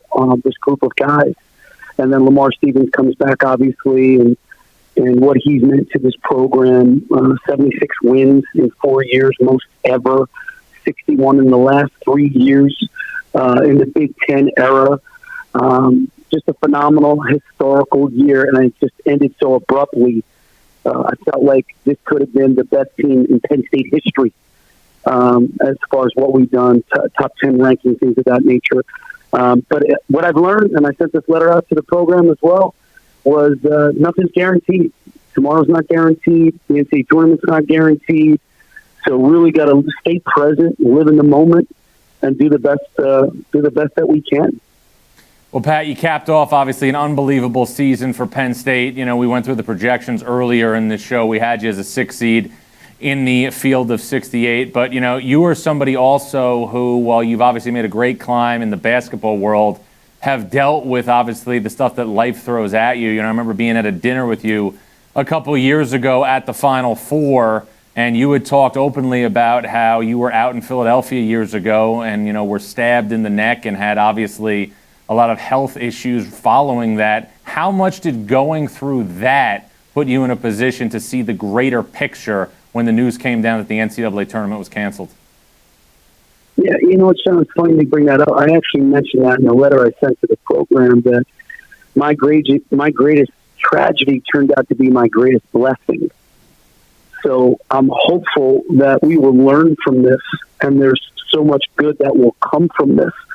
We're still in the thick of it, so we don't know what that's going to be.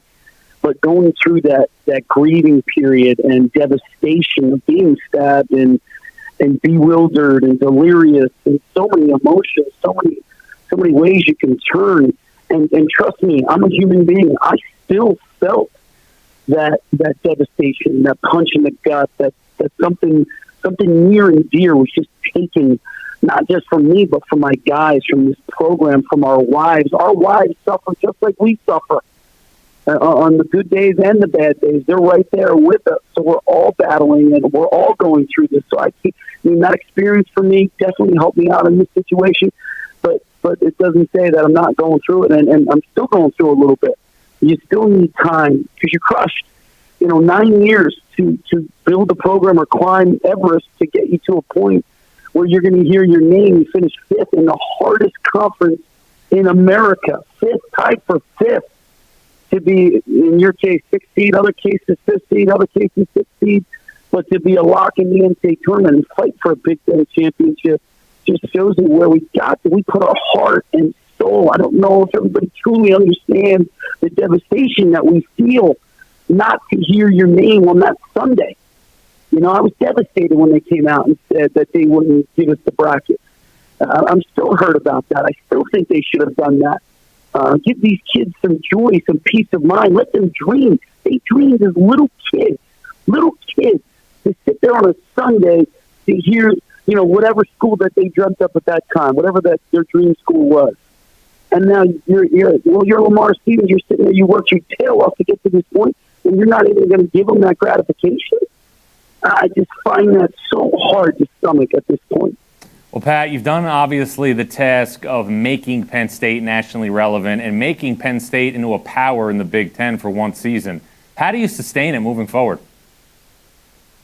We've been a top 40 or 50 program the last 3 years, NIT championship. Step back a little bit. Obviously, Tony Guard goes pro. That hurt us, put us back a little bit. But, we win 7 out of our last 10 and really take that momentum into the season. I'm going to bust your chops a little bit. I saw your top 40 or 45, whatever it was, and I didn't see our name in there. I was like, wait a second. We have all defensive player coming back. We got Myron Jones coming back, honorable mention. We got Miles Streck coming back. We have Steph Lundy coming back. We have John Harrah coming back. We have Isaiah Brockington coming back with a wholesale of guys that didn't show their talents yet this year. I believe we're one of those top 45 teams, and I believe we're a top half league again in the Big Ten. Well, that'll be something, obviously, to track, throughout next season. And now for you personally, you're going to have a little bit more time. We know that you're a voracious reader. But aside from that, what does Pat Chambers tackle now with idle time unexpectedly in March? I'm going to keep recruiting. I'm going to keep communicating with my team and my staff and the program. I read a couple good books, Impossible First, which is a solo across Antarctica, Life is Magic, center for the Eagles for a long time. He was a long snapper. Two books I recommend on your show right now if people want to read. But I'm spending incredible time with my wife and my kids. We're playing cards. We're playing board games. I'm not a movie watcher, but I'm going to watch a couple Disney movies here, and I'm going to go for a lot of walks. I can tell you that, John. All right, well, Pat, congratulations on an outstanding season, even if it didn't end in the place where you dreamed it would end. The journey was obviously something that you took, you climbed, you got Penn State to a place where it's nationally relevant. Most importantly, though, stay safe right now during this scary time in our country. You too, buddy. And I had to send you that picture of all those great people who are sending me pictures and wearing your shirt. So thanks for doing that. You got it. That's Penn State head coach Pat Chambers. We are now going to bring in somebody who did great work this year in the ACC, won the ACC regular season title, was the ACC head coach of the year. He is the head coach of Florida State, and he is Leonard Hamilton. Leonard Hamilton going to join us here momentarily on Stuffed. And Florida State, obviously a team that for all intents and purposes was off the radar, I would say, to start the year and so on and so forth. They were off the radar, and everybody looked at Louisville, who I thought obviously was the preseason favorite. You looked at Duke. You thought North Carolina with Cole Anthony would have been in a situation to carry North Carolina to the NCAA tournament, but to no avail. We saw Florida State rise up and be in a situation where they won the ACC regular season title. And on the line right now is the leader of the Seminoles program. He is Leonard Hamilton. And, Coach, you have been in college basketball and basketball in general in a long time. For you, how would you describe the last week? It was one of those situations that you have to learn from. That's what I told our players. Unusual, unavoidable circumstances that teaches you lessons about life. Unfortunately, those things happen once in a lifetime, and you have to learn how to deal with them as a youngster growing up. But I also told our players that if the worst thing can ever happen to them in their life, they're going to have a pretty good life. There's no doubt about that, Coach. We spoke in the preseason, and we talked about how, the ACC might be in a little bit of a transitional year because so many players had left early for the pros, and your team kind of took control of the league midway through the year and never looked back. When did you expect people to see Florida State right now as a team that could win the ACC after what obviously we saw in November, December? Well, I'm not real sure that it was obvious because we had been planning for this. In the ACC, you can't just come in and expect the loose players, bring freshmen in and compete with guys in our league. So we redshirted some guys. We redshirted about 3 or 4. We had about 4 redshirts. that were redshirt sophomores. So they actually been in school for 3 years. And then we brought in 6 new players this year. So we were very inexperienced, and people knew very little about the kids that we brought in. We felt that we have a system in place where now what we try to do is recruit to our system guys who fit who we are and what we do. And we thought we had a nice blend. We have a great culture. Kids play unselfish, play extremely hard, and they defend. And we give them a lot of freedom offensively. And guys who embrace that come in and they're comfortable and they play well under that under those circumstances. You know, Coach, we have talked long and hard over the last couple of years and, had a lot of long chats about why Florida State wasn't getting the type of attention as other elite programs in the ACC. And now we're at a point where for the last 4 years, you have cemented yourself with 2, obviously, times in the second weekend of the NCAA tournament. And the year before you went to the Elite Eight, you were a 3 seed in the NCAA tournament. This year, I thought you could have been a 1 seed. Do you feel like you finally got to the point where when people think of the ACC and men's basketball, they think of Duke, Virginia, North Carolina, and Florida State? Well, I'm sure that probably is getting closer to being the case, but realistically, most of the schools in our league have 75 or 80 years of conference successful tradition and a legacy. While Florida State was independent and in the Dixie League and in the Metro League, these guys were in the Big East or the ACC. And so consequently, there's a lot of tradition that has been built over the years, a lot of name recognition that goes along with what has happened on Tobacco Road with Notre Dame and Louisville and Syracuse, a legacy-type program with former Hall of Fame coaches. So I can't worry about that. So that's why what we've done, it's going to be difficult for us to be ever known as what you call a blue blood school. So we've coined our phrase, we new blood. And so we new blood. So that's who we are. So we have our own distinction. We can't catch up with 85 years of what happened many years ago, but we new blood. We new kids on the block, and hopefully we just get invited to the party. Well, final thing, Coach, you are somebody who obviously has been at this for a long time. You've recruited, obviously, as relentlessly as anybody in college basketball. Now that you can obviously be out there recruiting and you're not obviously going to be coaching and obviously leading a team in the NCAA tournament, how does Leonard Hamilton fill the days now for March and beyond? Well, our next year started for us the day we got back in town. We have to plan. We have to look under more rocks. We got to develop more relationships. We still are not going to necessarily be going after kids who are dubbed one and dones and McDonald All-Americans. What we're trying to do is find guys who fit who we are and who we feel they can come in and fit into our system and help us win. And that means socially, academically, as well as athletically. So we have to look under more rocks, knock on more doors to find the fit for who we are. And there seems to be a lot of youngsters around the country that are interested in listening to what we have to say, and hopefully we'll continue to keep doing what we're doing. We feel like we're getting better, so it doesn't make sense to change the formula. We just got to keep doing what we're doing and hopefully get a little better at it. Well, Coach, appreciate a couple minutes. Know how busy you are. Obviously trying to keep everybody in line in Tallahassee. Congratulations again on another outstanding season, and most importantly, stay safe. Thank you very much. You got it. It's Florida State head coach Leonard Hamilton, and, ACC Coach of the Year. And I don't know about you guys, but it's late afternoon. I think I need some snacks right now, so I'm going to go to my trusty Hulkamania lunchbox right now, get some popcorn out. I just want to say right now how thankful I am for my crew here at Stuffed for putting together an unbelievable lineup today to pay homage to the 1920 college basketball season. A season that made us laugh, a season of time that made us cry. And to you, I say this, happy trails to you until we meet again. And remember, coronavirus can take away the NCAA tournament. It can take away, obviously, the normalcy that we're going to deal with in our life. It can't take away the passion that we have here for college basketball. Stay safe. Remain optimistic. Take care of yourself.